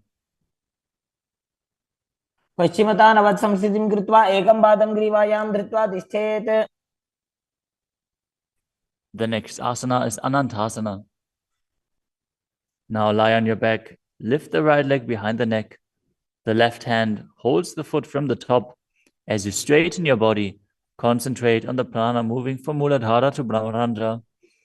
Gaze to the nose as you visualize yourself as infinite, endless, or eternal, Ananta. उत्तानशयनि एकैकं पायी ग्रीवाजां विन्यस्य. The next asana is Ankushasana. From Anantasana, rest on the elbow of the hand holding the foot. Concentrate on the prana flowing up as you gaze to the nose and feel in complete control. उत्तानशयित एकैकं पादं ग्रीवायां विन्यस्य. The next asana is Drushasana. Lie down on the back as you bring your knees to the chest. Encircle your thighs and calves with your arms as you rock your body from side to side, visualizing Swamiji in your inner space. उत्तानशयनं जानुनि हृदयवष्टम्भ. Now bring the other leg behind your neck. Repeat Urdhva Paschimottanasana on the other side. Again, if you can't bring your leg behind your neck, just pull it up as high as you can and then lean forward. Hold on to the foot. पश्चिमतानवत् संस्थितिं कृत्वा एकं पादं ग्रीवायां धृत्वा तिष्ठेत्. Now with the leg still behind your back, straighten your body, lay on your back, hold onto the foot with the opposite hand as you gaze to the nose and visualize yourself as being endless. उत्तानशयनि एकैकं पायी ग्रीवाजां विन्यस्य. Now roll onto your elbow and feel in complete control in Ankushasana. उत्तानशयित एकैकं पादं ग्रीवाजां कुर्वन्. The next asana is Yoga Nidra. As you lie on your back, lift your legs one by one up behind your head. Hold your hands behind your back as you gaze to the nose visualize Swamiji in your inner space and focus on the upward flowing prana. पादाभ्यां वेष्टयेत् कंठं हस्ताभ्यां पृष्ठबन्धनम्.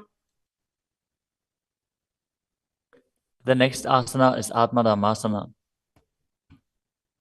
While laying on your back, raise your legs towards your head, wrap your hands around the legs and interlace your fingers behind your neck. Gaze to the nose as you visualize Lord Vishnu blessing you from within.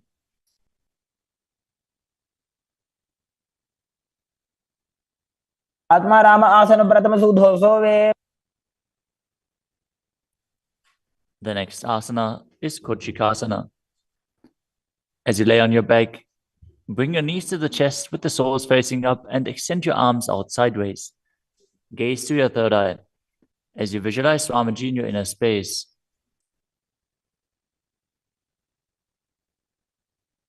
हाथ सीधा सा करे 300 उभय सभा करे. Next up is the Jatara Parivritti. This asana consists of 3 steps. We are going to perform all 3 steps and then repeat them on the other side. Let us first enter a neutral position, which is laying on your back with the knees to your chest and the arms reaching out to the sides at shoulder level. Now visualize Swamiji in your inner space, perform the Mula Bandha and focus on the upward flowing prana in Pratyahara Kumbhaka. As you perform the first step, which is bringing one knee to the side onto the ground while extending the other leg down. Now bring both knees bent to the side. Straighten both knees to the side, hold onto the feet and gaze in the opposite direction. परिवृत्ति कुक्षिभागे त्रिधाहि परिकीर्तितः. Now come back to the neutral position, arms extended out to the sides and the knees pulled to your chest. As you drop the other knee towards the ground, extending the other leg down. Now bring both knees to the side and extend both knees to the side, gazing in the opposite direction. परिवृत्ति कुक्षिभागे त्रिधाहि परिकीर्तितः. Next up is the Dvipadapitam. As you lay on your back, bend your knees and place your feet flat on the ground. Hold onto your ankles and lift your hips up, gazing to the nose and visualizing yourself as sturdy as a bridge. As you start breathing in the Mocha Kumbhaka, as you keep the Jalandhara Bandha engaged while exhaling, force the air out through the throat lock gently. This will bring about a state of swooning in the yogi. Perform the Mula Bandha as you do so. प्रतिक्रियायुतं द्वन्द्वपीठः सर्वबलप्रदम्.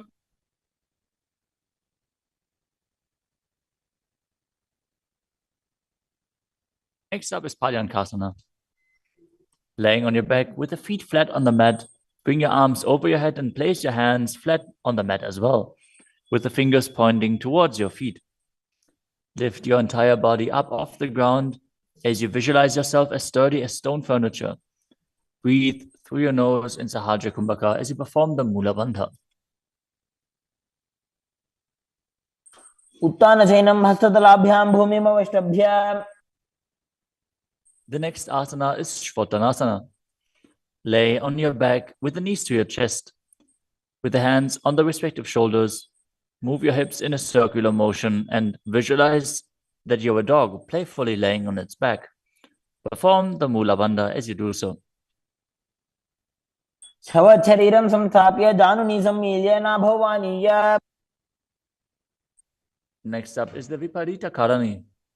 Lie supine, raise your hips and legs up as you extend your hands down on the mat below, helping you balance your body as your legs are raised up. Move your legs in a circular motion as you visualize Swamiji in your inner space and keep Jalandhara Bandha and Mula Bandha engaged.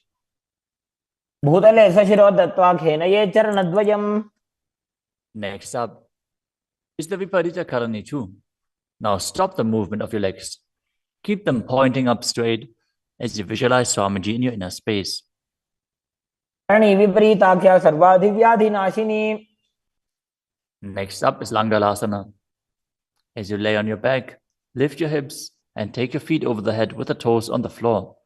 Stretch your hands out on the ground behind your back. Clasp your palms, rest on your neck and shoulders. As you visualize yourself as a plow, breathe in Mocha Kumbhaka with Jalandhara Bandha and Mula Bandha engaged. दिवाकण्ठेन भूमिं विष्टम्भ पादाग्रद्वयमूर्ध्वमुन्नयेत्. The next asana is Sajita Paschimottanasana.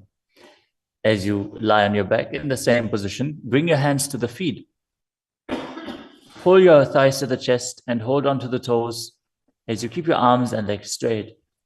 This is one of the 84 different asanas revealed directly by Lord Paramashiva himself.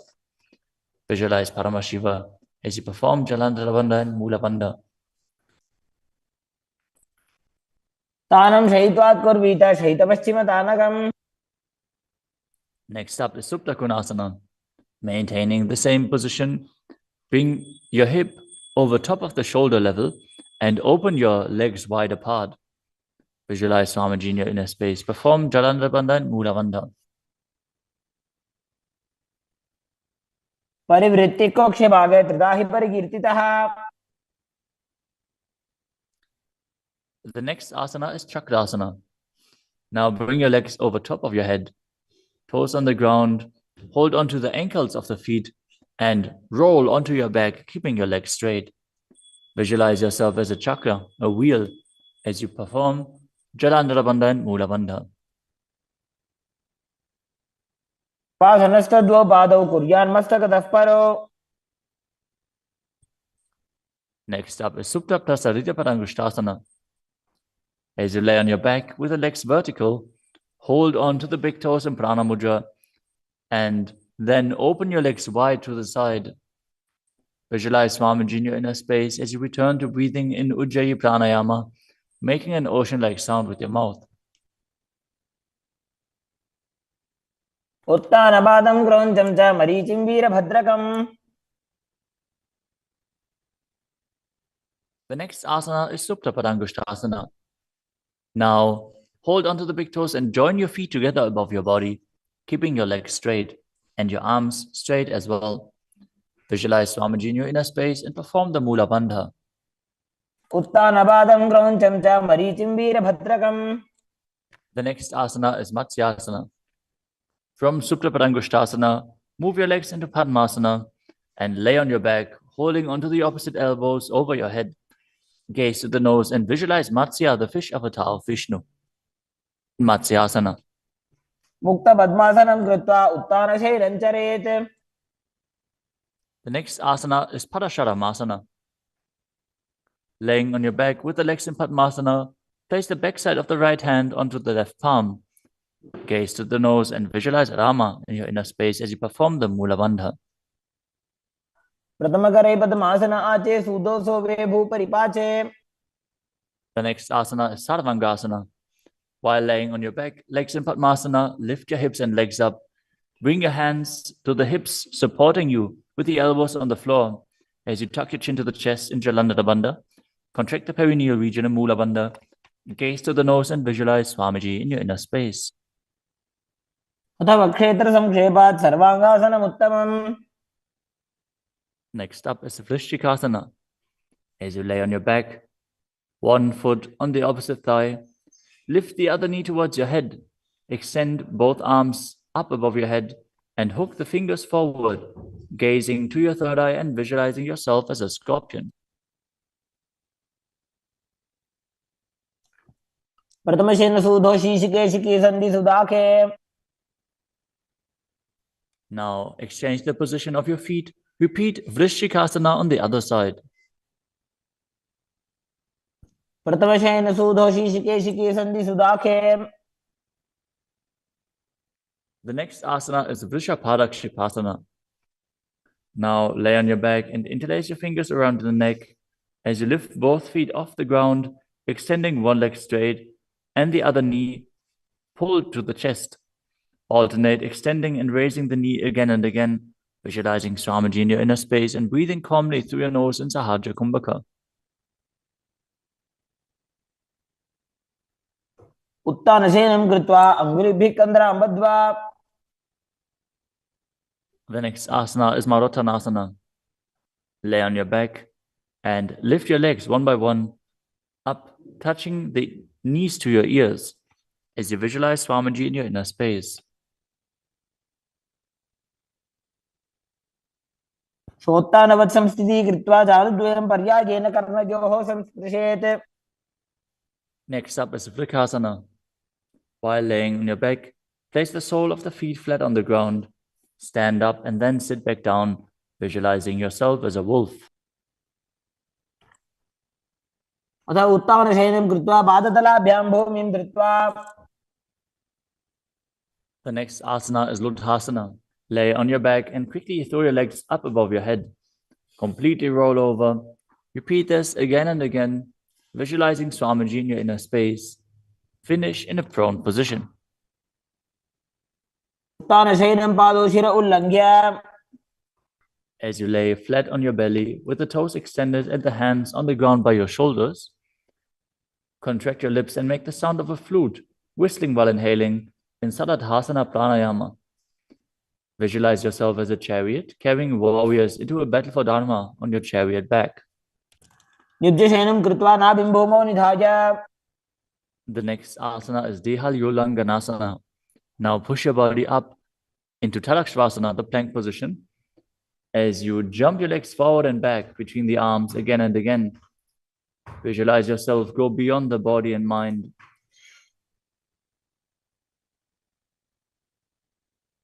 हस्तद्वयं बद्ध्वा तन्मध्यचरणद्वयम् उड्डानैव बहिरानीज्य. The next asana is Jatyasana.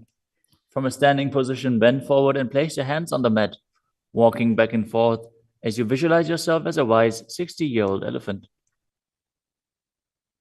अथ जात्यासनं वक्ष्ये येन जातिस्मरो भवेत्. Next up is the Luritika Karana. Stand with your knees bent, feet pointing outwards, and bend your elbows. Keep your hands at the chest level. Swiftly move your arms across your body and then bring them back to the center. Tilt your head back, open up your chest towards the sky, and move your head in all directions. The next asana is Sarapasana. As you tie your feet with a rope, stand erect like a rod. Keep your arms at the side of your body with the hands touching your thighs. Visualize that your Kundalini, Devi, is raising and curling upwards around your body. As you breathe calmly through your nose in Sahaja Kumbhaka, leading the prana along your spine, contract the perineal region. Force the Kundalini Shakti up. As you internally chant Om Nithyananda Paramashivoham. अथ सर्पासनं वक्ष्ये वायुपाणाय केवलम्. The next asana is Ushtrasadhanasana. While standing, place all fingers on the mat and then stand on your hands. Keep your feet on the fists as you begin to move and walk like a camel. Visualize yourself as a camel as you walk around on the mat.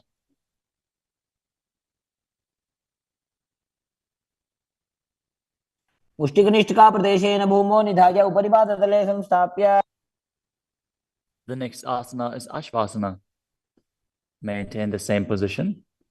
Walk around on the hands as you visualize yourself as a horse.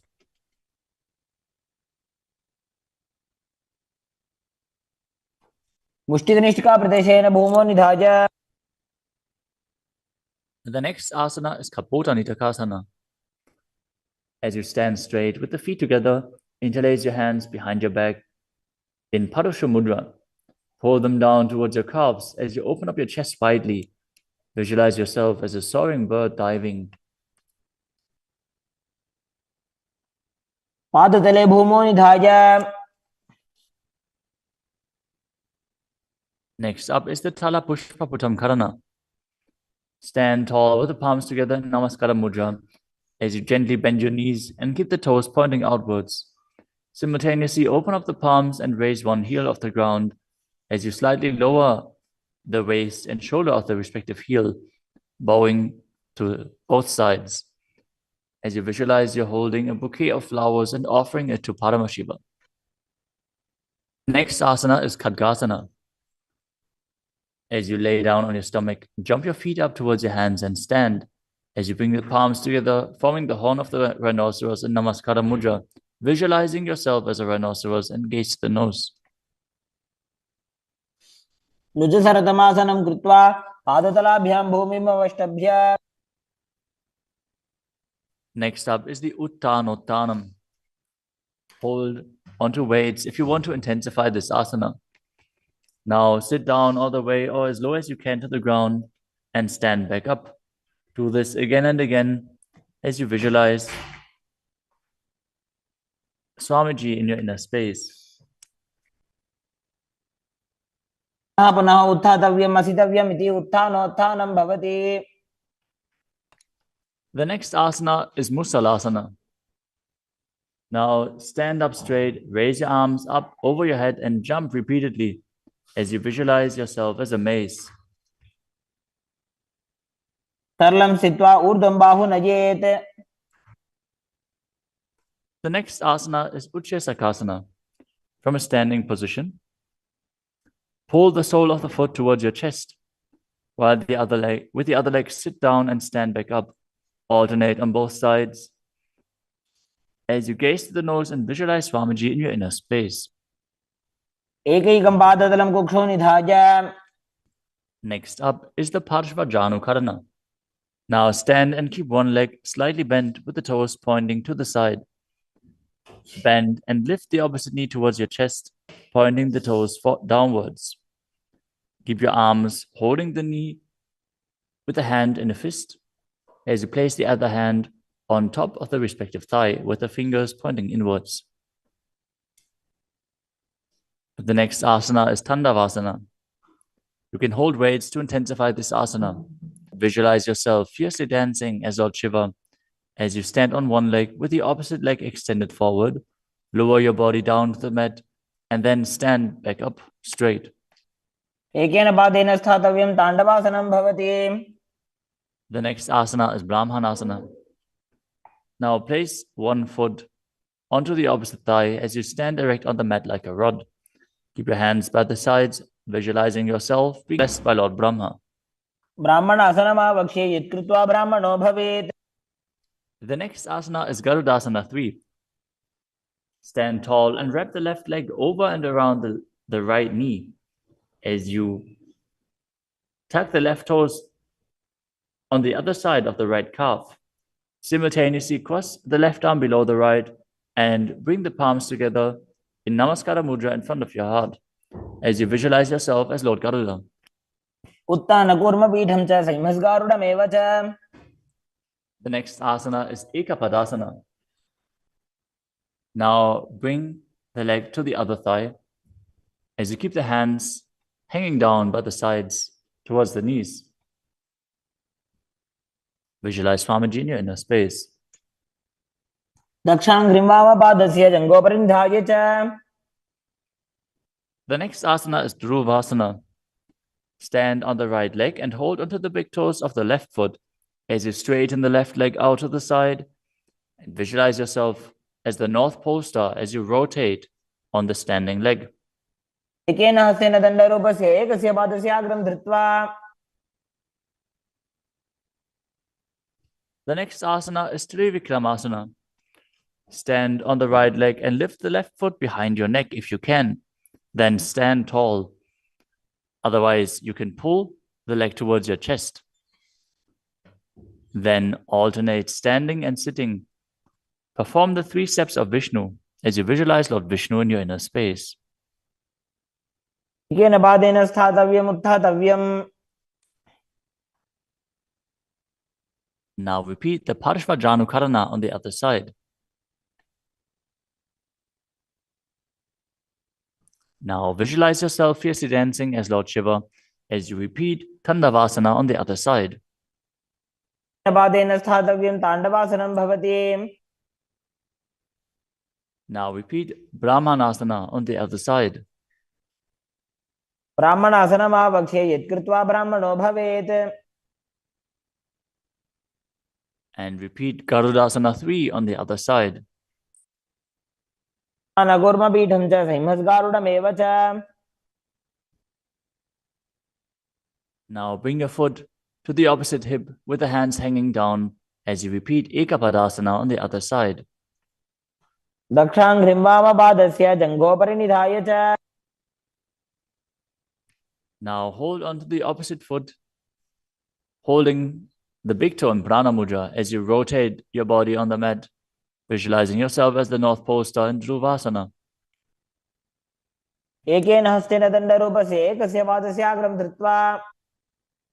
Now repeat Trivikramasana on the other side. Bring the other leg behind your neck if you can. Sit down and stand back up while visualizing Lord Vishnu blessing you from within. ग्रीवायां पादं संस्थाप्य स्थातव्यम् उत्थातव्यं त्रिविक्रमासनं भवति. Next up is the Samanaka Karana.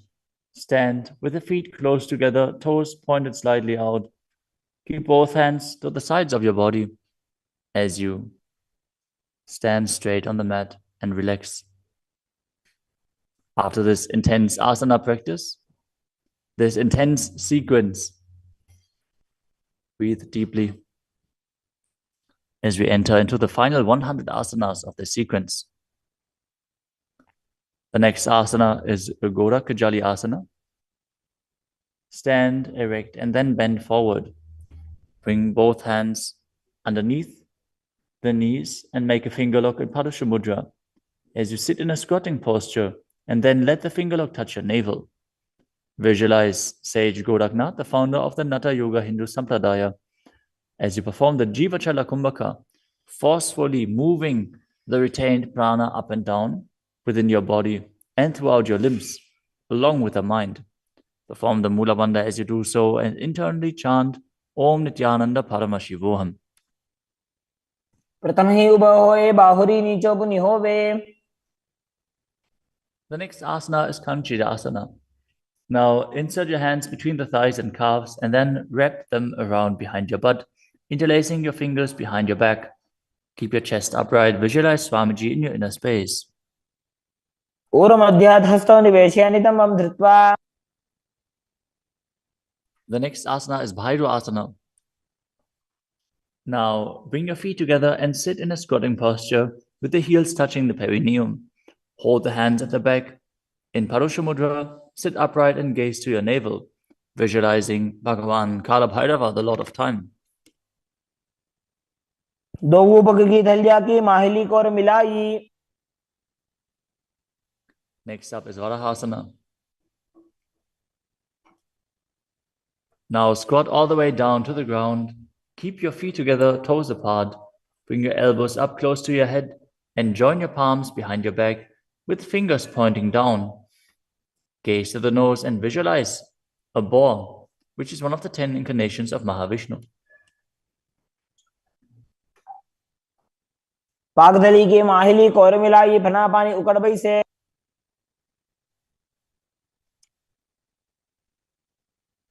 The next asana is Pripitasana. With the heels touching, bring your hips to the same level as your knees. Let your hands hang down. Hold on to the big toes in Prana Mudra as you visualize Swamiji in your inner space and perform the Mula Bandha. पार्श्वद्वयं मील्य स्थित्वा नितम्बं जानुप्रदेश आनीय. Next up is Bakasana. Now place your hands on the mat, fingers wide, and place your knees onto the back of your arms with the eyes forward. Lean forward and down, lifting your feet off the ground as you visualize yourself as a crow.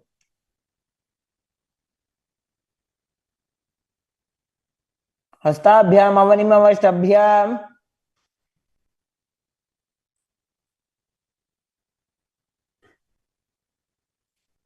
The next asana is Ashtanga Asana. Now kneel down, head on the ground with the palms spread for support. Raise your body on your head and place your legs into Padmasana as you gaze to the nose and visualize Swamiji in your inner space. आसन को गुण कपाल आछो होई. The next asana is Guptasana. Lower your body down onto the mat and sit in a kneeling position.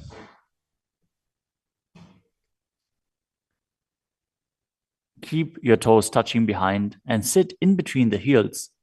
As you place your hands on the knees, sit straight and gaze to the nose as you visualize you are sitting in the secret seat with Paramashiva and Guru. ध्यानोर्वोरन्तरे पादौ कृत्वा पादौ च गोपयेत्. The next asana is Vrikshasana too. This is another inverted posture. So if you have any blood pressure related issues, please take precautions. If you need aid in performing this asana, if you have a partner available, they can aid you. Otherwise, you can use a wall for support. You can walk the wall up and down. This is a progression where you can increase your arm strength and finally be able to perform this asana yourself. Now, place your hands on the ground, shoulder width apart, and lift your body up straight into a handstand. Visualize you're a tree with deep roots into the ground as you breathe calmly in Sahaja Kumbhaka.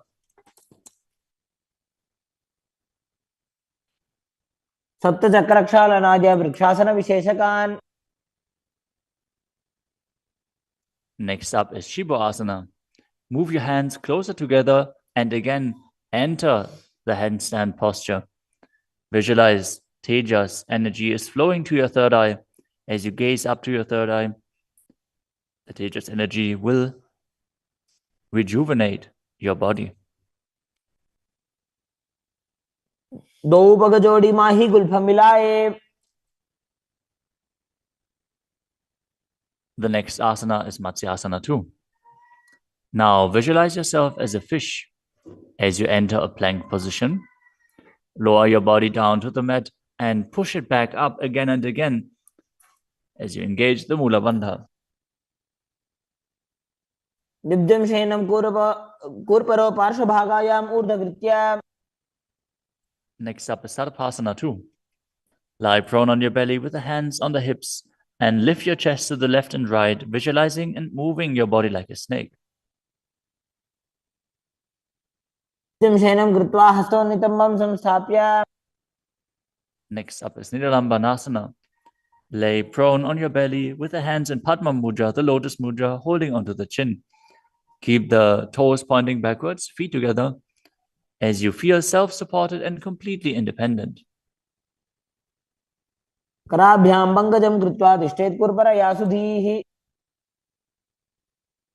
next asana is Chakrasana. As you lay on your stomach, place your hands flat on the mat in front. Straighten your arms and bend your knees.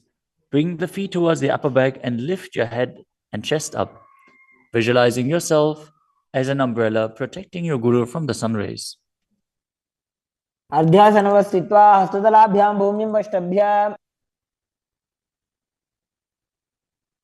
next asana is Vajrasana. Now sit on the knees with the tops of the feet flat on the mat. Bring your butt onto the heels. Stretch your arms out in front and place the palms facing down as you bring your forehead to the mat. Gaze to the nose. Visualize yourself as Vajra, the weapon of Indra, symbolizing your indestructibility. इदानीं गर्भिणीनां योगाभ्यासो यथा लघु. Next asana is Meshasana. Now place your hands flat on the ground, shoulder width apart, and raise your hips up high into Gajasana.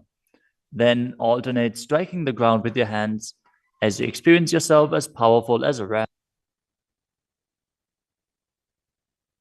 गजासन संस्थितो एकैकं बाहुं भूमौ ताडयेत्. The next asana is Ajasana. From Gajasana position, lift your legs up into the air and slowly bring your forehead to the ground. Visualize yourself as unborn, existing for all eternity. गजासन संस्थितो पादद्वयम् अन्तराले कृत्य. The next asana is Dhanantarasana. As you sit on your heels with the legs together, interlace your fingers around the toes, pull the feet towards your perineum, and then place your hands on the respective knees. Keep your spine straight, gaze to the nose as you visualize Swamiji in your inner space and return to breathing in Ujjayi Pranayama, making an ocean-like sound with your mouth. पूर्व विधि परिहाता की काकसीस्यो भणा शरामोडी. Next up is the Angamotanam. Interlace your fingers in front of your body and then behind you, stretching your arms forward to the sides and backwards as you give massage to various different joints and muscles within your body. Visualize Swamiji as you do so. हस्तयोः अंगुले बद्ध्वा हस्तयोर्मध्यात् सर्वमंगं निष्कासयित्वा. Next up is Garudasana form. Now sit on your heels in Vajrasana as you turn your feet out to the sides. Keep your thighs and knees resting on the ground. Keep your spine straight, hands on the knees. Visualize yourself as Lord Garuda, flying Lord Vishnu and Lakshmi on his back. जंगोरुभ्यां धरां पीड्य स्थिरकायो द्विजानुनाम्. Next up is Ananda Mandirasana. Now sit with your legs folded back, the toes pointing backwards, the knees wide, with the hands below the ankles. Keep the front of your buttocks on the ground as you gaze to your third eye and visualize yourself residing in the blissful space of a temple. अथ वक्षे वीरनाथ आनन्दमन्दिरासनम्. Next up is Mandukasana 2. Now sit with the knees wide, the feet overlapping on top of your ankles. Keep your hands underneath the knees, gaze to the nose, and visualize yourself as a frog as you perform Uddiyana Bandha and Mula Bandha. पृष्ठं संपीड्य गुल्फाभ्यां जान्वङ्गे सवलयाकृतिः. The next asana is Narasimhasana. As you keep your toes on the mat with the heels up and together, place your perineum on top of the heels. Keep your palms on the ground with the fingers spread wide apart, thumbs touching the base of the hand, touching the toes. Gaze to your nose, stick your tongue out and exhale forcefully. Visualize Narasimha, one of the 10 avatars of Vishnu, as you perform the Mula Bandha. The next asana is Vishrakasana. Sit on the toes and place your perineum on the heels as you separate your knees and place them on the ground. Make a hollow of your palms and place it on your mouth. Keep your thumbs under the teeth and close your lips. Gaze to your nose. Inhale through the right nostril and exhale through your mouth as per your capacity in Vishraka Pranayama. Visualize yourself as Devi, presiding over any and all minuscule fears you might have. The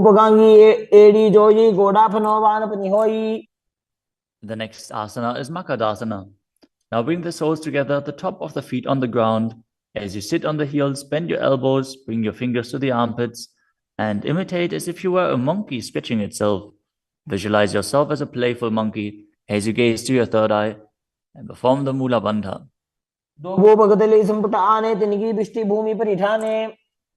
The next asana is Vajrasangarasana. Stand on the toes with the soles of the feet together.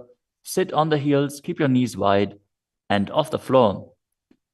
Hold your elbows behind your back as you gaze to the nose. Embody a diamond-like strength for yourself and your Sangha, your spiritual community. The next asana is Kanjanasana. Now keep the toes down, ankles crossed behind, and sit on the heels. Place your palms on the mat to the sides as you gaze to the nose and visualize perfect health beyond any and all physical or mental ailments. The next asana is Kurmasana, the turtle posture. With your toes flat, cross your feet and place your perineum onto the back of the heels. Keep your knees wide and on the floor. Rest your hands on the knees. Gaze to the nose and visualize a turtle with a stable body and mind to live for hundreds of years. The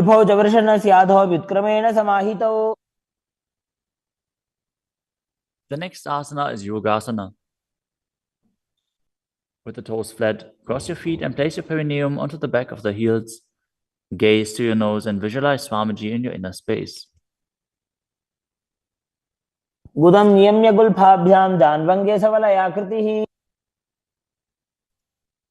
next asana is Vijogasana.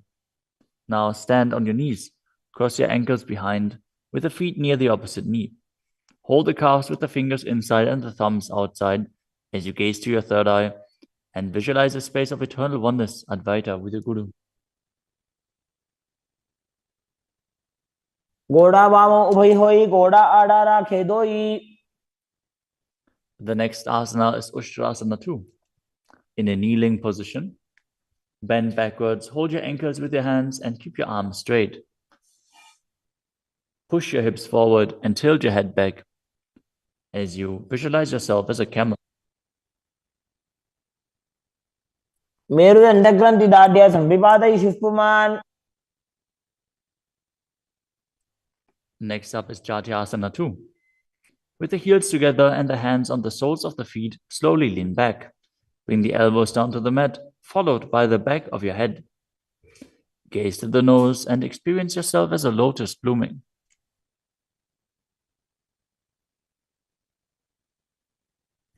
दो एड़ी संपुट करे सोले मूल द्वारी धरे. Next up is Virasana. Sit on the knees with the thighs and calves together. Lean back and touch your back to the ground. Then rise back up. Do this again and again as you visualize the healing and liberation of all causal subtle forms of your body. Gaze to the nose and perform the Mula Bandha. जंगा पृष्ठभूमो निधाय जंगोदरयोः ऊरुनि संस्थाप्य. Next asana is Kapotasana. From Virasana, raise your hips higher. Bring your forearms to the mat and hold the back of the heels. As you bring your head in between the feet, visualize yourself as a beautiful dove and perform the Mula Bandha. मेरुदंड ग्रंथि दाढ़्य संविपादय शिष्पुमान. The next asana is Vadasana. Now stand upright on the knees with the toes tucked. Hold your arms with opposite hands and gaze to the nose. This is the boon fulfilling posture. Receive your boon from Paramashiva. जानुनि भूमौ संस्थाप्य हस्ताभ्यां बाहु परस्परं धृत्वा. Next up is Vadahasana 2. Keep your knees together, toes tucked behind.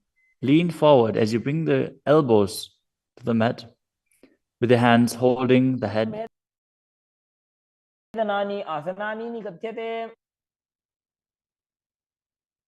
The next asana is Mundasana.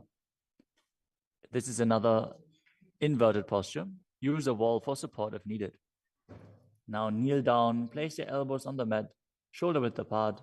Interlace your fingers and place your head onto the mat, supporting it with both hands. Walk your feet forward until your hips align with the shoulders and then raise your legs straight up. Be stable. Gaze to the nose. Visualize yourself as a lopped tree as you breathe calmly through your nose in Sahadra Kumbhaka in Mundasana. अधो मुंडासनं वक्षे सर्वेषां प्राणिनां सुखम्. Next asana is Andhasana. In a kneeling position, place your head in between the knees and the elbows outside of the knees. Hold your head with both hands, gaze to the nose, and visualize Swamiji in your inner space as you breathe through your mouth and perform the Mula Bandha. प्रथम भगदली समठारावे कोरमा हिली उभे मिलावे. The next asana is Viparita Shalabhasana. You can hold weights to intensify this asana. As you lie on your belly with the arms extended straight out, lift your thighs, arms, and chest off the ground. Visualize yourself as a locust and perform the Mula Bandha. शलभासन भेदाश्च नटभेरुण्ड नामके. The next asana is Kapalasana. Lie on your belly with the arms at the side, palms facing down. Keep your forehead on the ground and keep your chest on the mat as you lift your legs up together. Visualize yourself as a skull, representing the mind with purified thoughts and the strong will to attain enlightenment. कपालं भूमो निधाय ऊर्ध्वं पादौ नयेत्. The next asana is Akasha Kapotasana. As you lay on your stomach, keep your hands by the sides and lift your legs up over your head. As you slowly place your feet on the mat in front of your head, keep the palms flat on the mat behind, visualizing yourself as a free and open dove. As you breathe in Sahasrara Kumbhaka and perform the Mula Bandha. उष्ट्रासने स्थित्वा चरणौ भूमेरुत्थाप्य.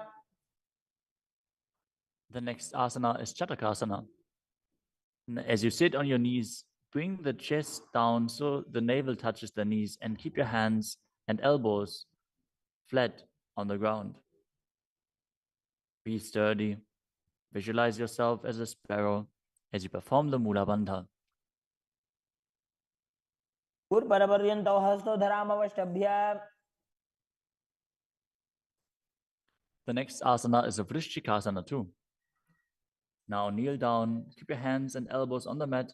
As you raise your legs, bend your back to touch the feet onto your head. Lift your chin and hold as you visualize yourself as a scorpion.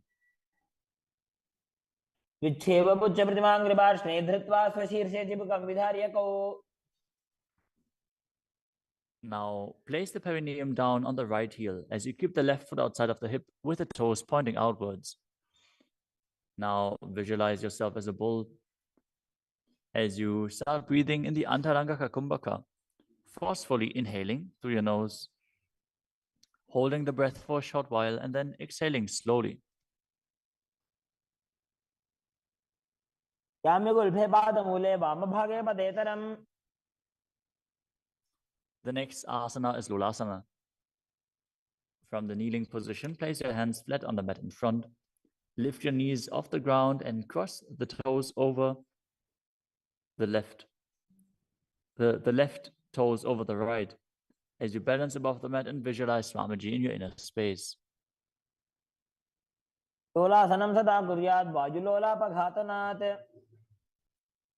Now directly place your perineum down on the other heel as you repeat Vrishasana on the other side. याम्यगुल्फे पादमूले वामभागे पदेतरम्. Next up is Balagunasana. Now place the left toes on the ground and sit on the heel of the left foot. Place the right foot flat on the ground with the knee raised against the chest. Keep your palms on the respective knees as you maintain an upright position. Visualize Balagunahai, one of the 84 siddhas in your inner space. आसन को गुण जल बिकार जाई. Next up is Grahasana. Squat with the feet flat on the mat. As you bring your elbows under the thighs, wrap your hands around the shins and hold onto your ankles from the outside. Visualize yourself as the entire planet. पादतले भूमौ संस्थाप्य जानुमध्ये हस्तगुर्परौ स्थाप्य.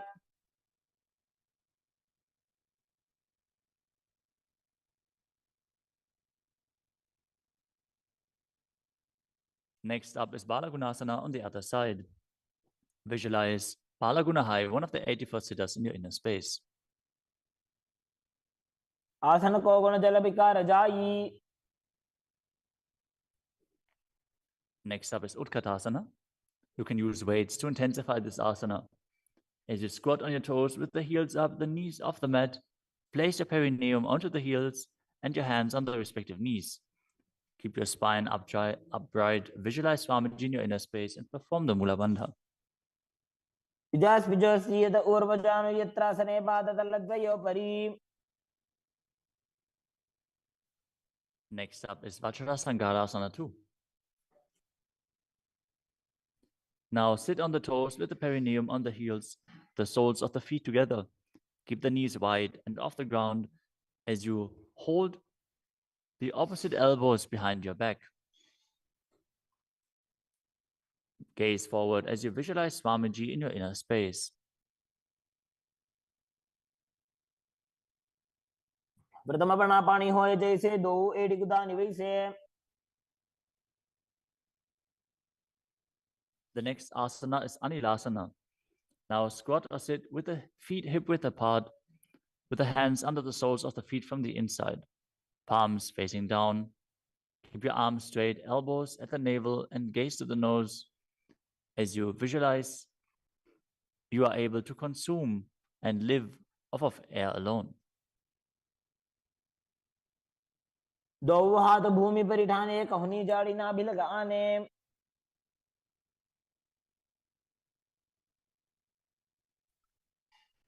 Next up is Padukasana.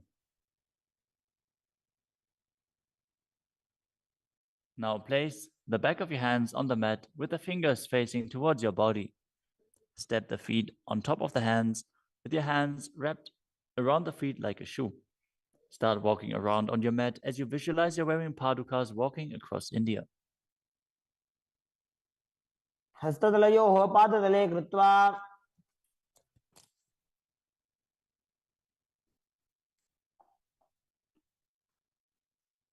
Next up is Kukkuttanasana. Now place your palms on the mat, raise both feet upwards into the air, and let them fall back down. Do this again and again as you visualize yourself as a rooster. हस्ततले भूमौ कृत्वा पादतले च ऊर्ध्वमुड्डानं कृत्वा। Next up is Viparita Nrityasana. Now place your hands on the mat and raise your legs upwards into a handstand. As you move around on two hands dancing, feel yourself become free of all inhibitions. हस्ततलाभ्यां भूमिं वष्टभ्य। Next up is Kunjarasana. Now separate your feet and place one palm down on the mat with the arm straight.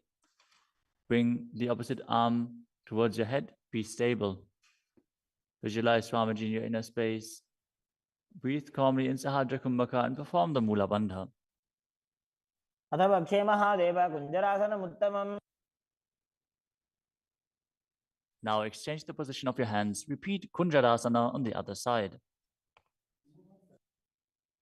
वक्षे Mahadev कुञ्जरासनमुत्तमम्। Next asana is Kadambasana. Sit on the ground with your feet flat and the heels close to your body. Hold the respective ankles with your hands as you lift your feet off the ground and visualize yourself as a Kadamba tree, a pious tree that promotes a long life. पार्श्वभ्यां भूमिं वष्टभ्य हस्तद्वयेन गुल्फौ धृत्वा। Next up is Bhavana Muktasana. Now sit with the heels at the perineum, hold the knees with your hands and press them towards your chest. Visualize any excess water being released or balanced within your system as you perform the Mula Bandha. स्तुपादयोः पाणिं लात्वा स्वस्वनितम्बके। The next asana is Chakrasana.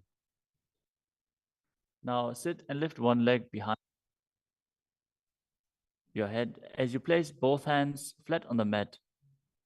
Extend the opposite leg up with the knee straight as you lift your entire body up off the ground. Keep your chin up, gaze to your third eye, and visualize yourself as a powerful source of energy. पूर्वदानं च दुष्पादपीठं वज्रासनं तथा। The next asana is Dhanurasana too. As you sit on the ground, hold the respective big toes in Prana Mudra. As you keep one leg straight and pull the other foot towards your ear, visualizing yourself as a ball. पादाङ्गुष्ठौ तु पाणिभ्यां गृहीत्वा श्रवणावधि। The next asana is Ashtavakrasana. Now lift the left leg over top of the left shoulder and bring the right foot across. Hook it over the left foot. Lean forward and down while extending the legs out to the side. Lift up your head and chest, find balance and visualize yourself as a flying crane. पाशिष्ठमथ कौण्डिन्यम् ऊर्ध्वकुक्कुटमेव च। The next asana is Pranasana. Now place the right foot on the left thigh and bring the left foot flat on the ground as you have the left shoulder underneath the raised left leg and place your hands flat on the ground. Press the right knee down with the right hand as you gaze to your third eye and visualize you're immortal and able to exist solely from prana. एतत् प्रभेदं वक्ष्यामि करोति यस्य चामरः। Next up is Parshva Now keep one leg bent on the ground with a foot at the opposite hip and bring the other leg over top as you twist your body around the raised knee and interlace your hands below the raised knee. Gaze to your third eye and visualize the great sage and yogi Nithyananda, the master of Hatha Yoga. वामोरुमूलार्पितदक्षपादो जान्वो बहिर्वेष्टितदक्षदोष्णा. Now repeat Chakrasana on the other side. Now sit and lift the other leg behind your neck, keeping your hands at the side and raising your whole body up with the other leg extended, gazing to your third eye and visualizing yourself as a powerful source of energy. पूर्वतानं चतुष्पादपीठं वज्रासनं तथा. Now repeat Dhanurasana 2 on the other side, holding the big toes of both feet in Prana Mudra as you pull the opposite foot towards your ear, visualizing yourself as a bow. पादाङ्गुष्ठोदपाणिभ्यां गृहीत्वा श्रवणावधि. Now repeat Ashtavakrasana on the other side. Now lift the right leg over top of the right shoulder, cross the left foot over the right, and extend the legs out to the side, balancing as you visualize yourself as a flying crane. आशिष्टमतकौण्डिन्यमूर्धकुक्कुटमेव च. Now repeat Pranasana on the other side. Bring the other foot over top, shoulder underneath, push the knee down and place the other one on the ground as you visualize yourself being immortal and able to exist solely from prana. एतत् प्रभेदं वक्ष्यामि करोति यस्य चामरः. Now repeat Parshvamatsendrasana on the other side, bringing one heel to the opposite hip, the other leg over top of the knee as you twist your body around and bring your hands underneath and interlace the fingers behind your back, twisting your body even further, gazing up to your third eye and visualizing Matsyendranath. वामोरुमूलार्पितदक्षपादो जान्वो बहिर्वेष्टितदक्षदोष्णा.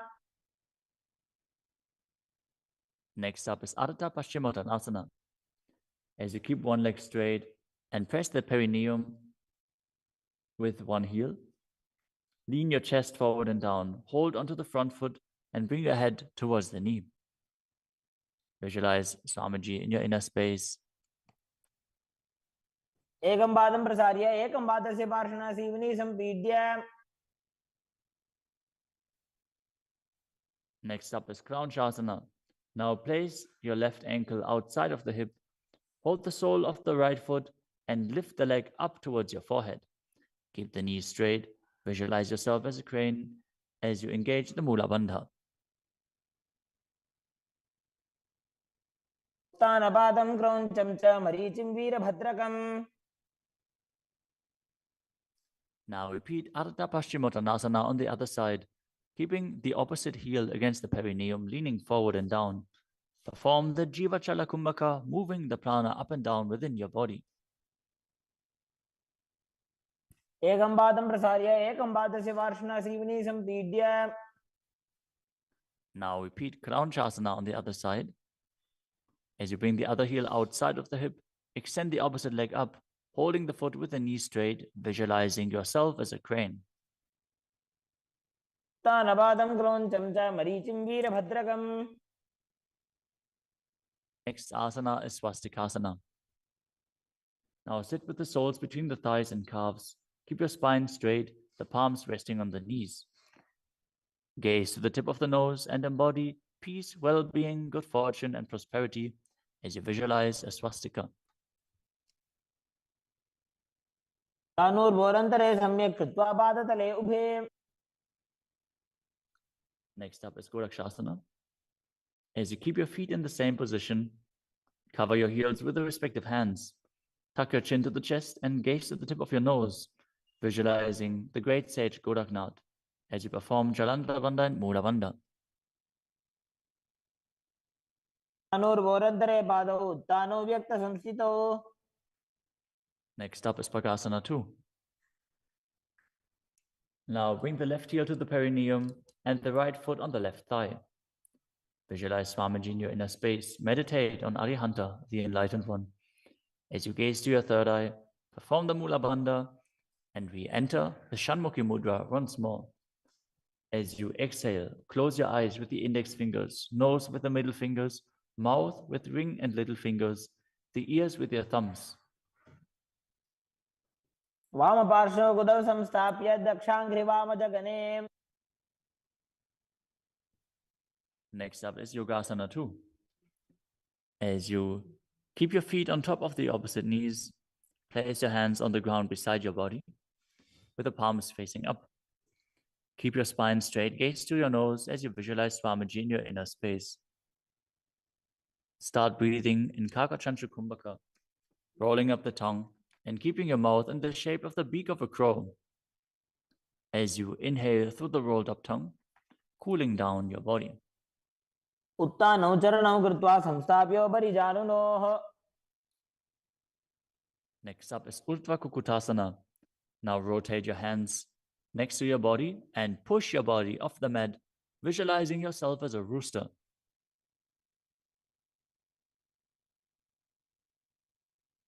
वासिष्ठमदकौण्डिन्यम् ऊर्ध्वकुक्कुटमेव च. Next up is Siddha Haratali Asana. From Padmasana, insert both hands through the knees and place them on the mat. Avoid lifting your body up. Stay seated in this position as you gaze to the nose and visualize Swamiji in your inner space.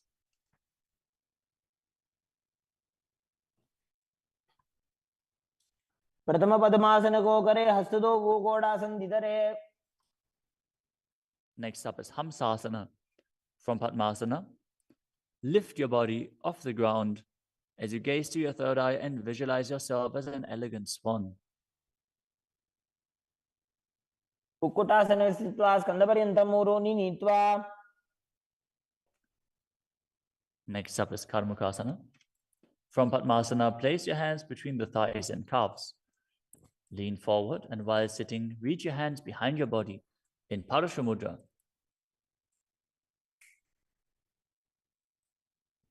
As you bring your forehead to the floor, gaze to the nose, visualize yourself as Lord Shiva's bowl. प्रथम पद्मासन को करे घोड़ासन दिमाही करि धरे. The next asana is Kurmasana 2. Sitting in Padmasana, lift your knees and insert both hands through the thighs and calves. As you bend your elbows and hold onto the respective shoulders with your hands, visualize yourself as a turtle, having a stable body and mind to live for hundreds of years. By जंग पर दक्षिण बावा दाई जंग पर by ल्यावा. The next asana is Granthi Bedasana. From Padmasana, insert both hands through the thighs and calves. Bend your elbows, hold the respective shoulders, tuck your chin to the chest. Gaze at the nose and rejoice, knowing you're in Shiva's secret knot posture. अथ वक्षे नीलकण्ठा ग्रन्थिभेदासनं शुभम्.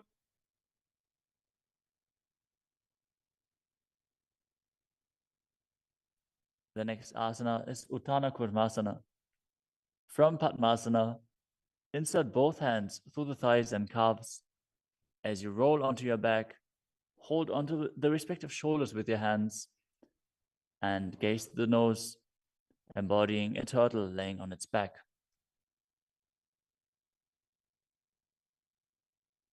कुक्कुटासन बन्धस्थं कराभ्यां धृतगन्धरम्.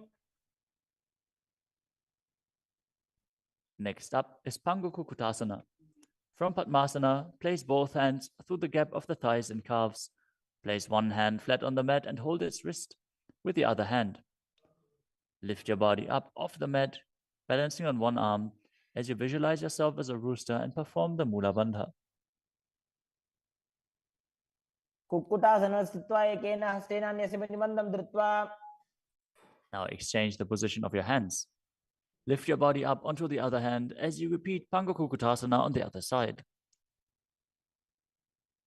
कुक्कुटासन स्थित्वा एकेन हस्तेन अन्यस्य निबन्धं धृत्वा. The next asana is Gridrasana.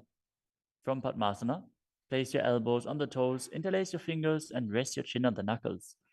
Keep your thumbs pressed to the throat as you visualize you have gone beyond all greed and covetous.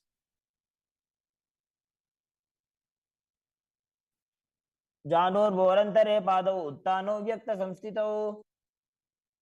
Next up is Padmasana 3. From Padmasana, hold one hand over the other with the palms facing upwards. Keep your spine straight, gaze to the nose, and visualize Swamiji in your inner space as you perform Mahamudra Bandha. All three bandhas engaged. उत्तानौ चरणौ विधाय विधिवत् शक्ति स्थितो योगिरात्. Next up is Padmasana form. From Padmasana, place your palms on top of the knees. Keep your spine straight, gaze to the nose, engage the Mula Bandha, and visualize Paramashiva in your inner space. एतत् पद्मासनं कुर्यात् प्राणवायु प्रसिद्धये.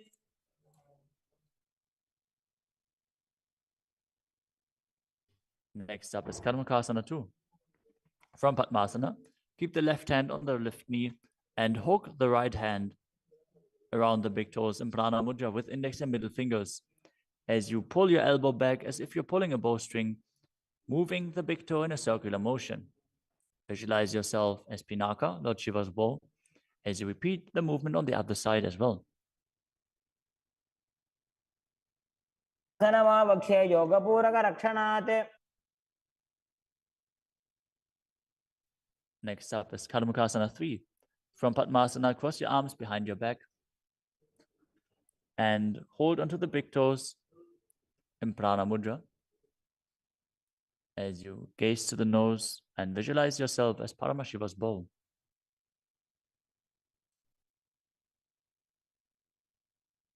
आसनमाक्षित्य उदरे पूरयेत् सुखम्. Next up is Dridhasana. Now maintain Karmakasana 3. Lift your chest up and gaze to your third eye, visualizing that you are the action of Paramashiva's third eye, destroying anything you come across. ऊरुभ्यामुपरि स्थाप्य पादयुग्मं प्रयत्नतः. Next up is Nagadasana. From Karmakasana 3, with your arms behind your back, roll onto your back. Hold on to the big toes if you can. Otherwise, lay on your arms in Padmasana as you gaze to the nose and visualize yourself as a snake. प्रथम पद्मासन को टाने दो हाथ पाछाने आने. Next up is Kandukasana. As you lie on your back, bend your knees with the feet off the ground. Embrace your knees to the chest with the head touching the knees. Roll your body up into a ball as you breathe in Sahadra Kumbhaka. पित्रासने स्थित्वा हस्तपादान् निष्कुष्य. Next up is Urdhva Pavanasana. Lay on your back with the knees raised together, feet flat on the ground. Interlace your fingers behind your neck as you gaze to the nose and visualize Swamiji in your inner space. प्रथमे सूधो सैनग्राभे घोड़ा उभा राशि मिलावे.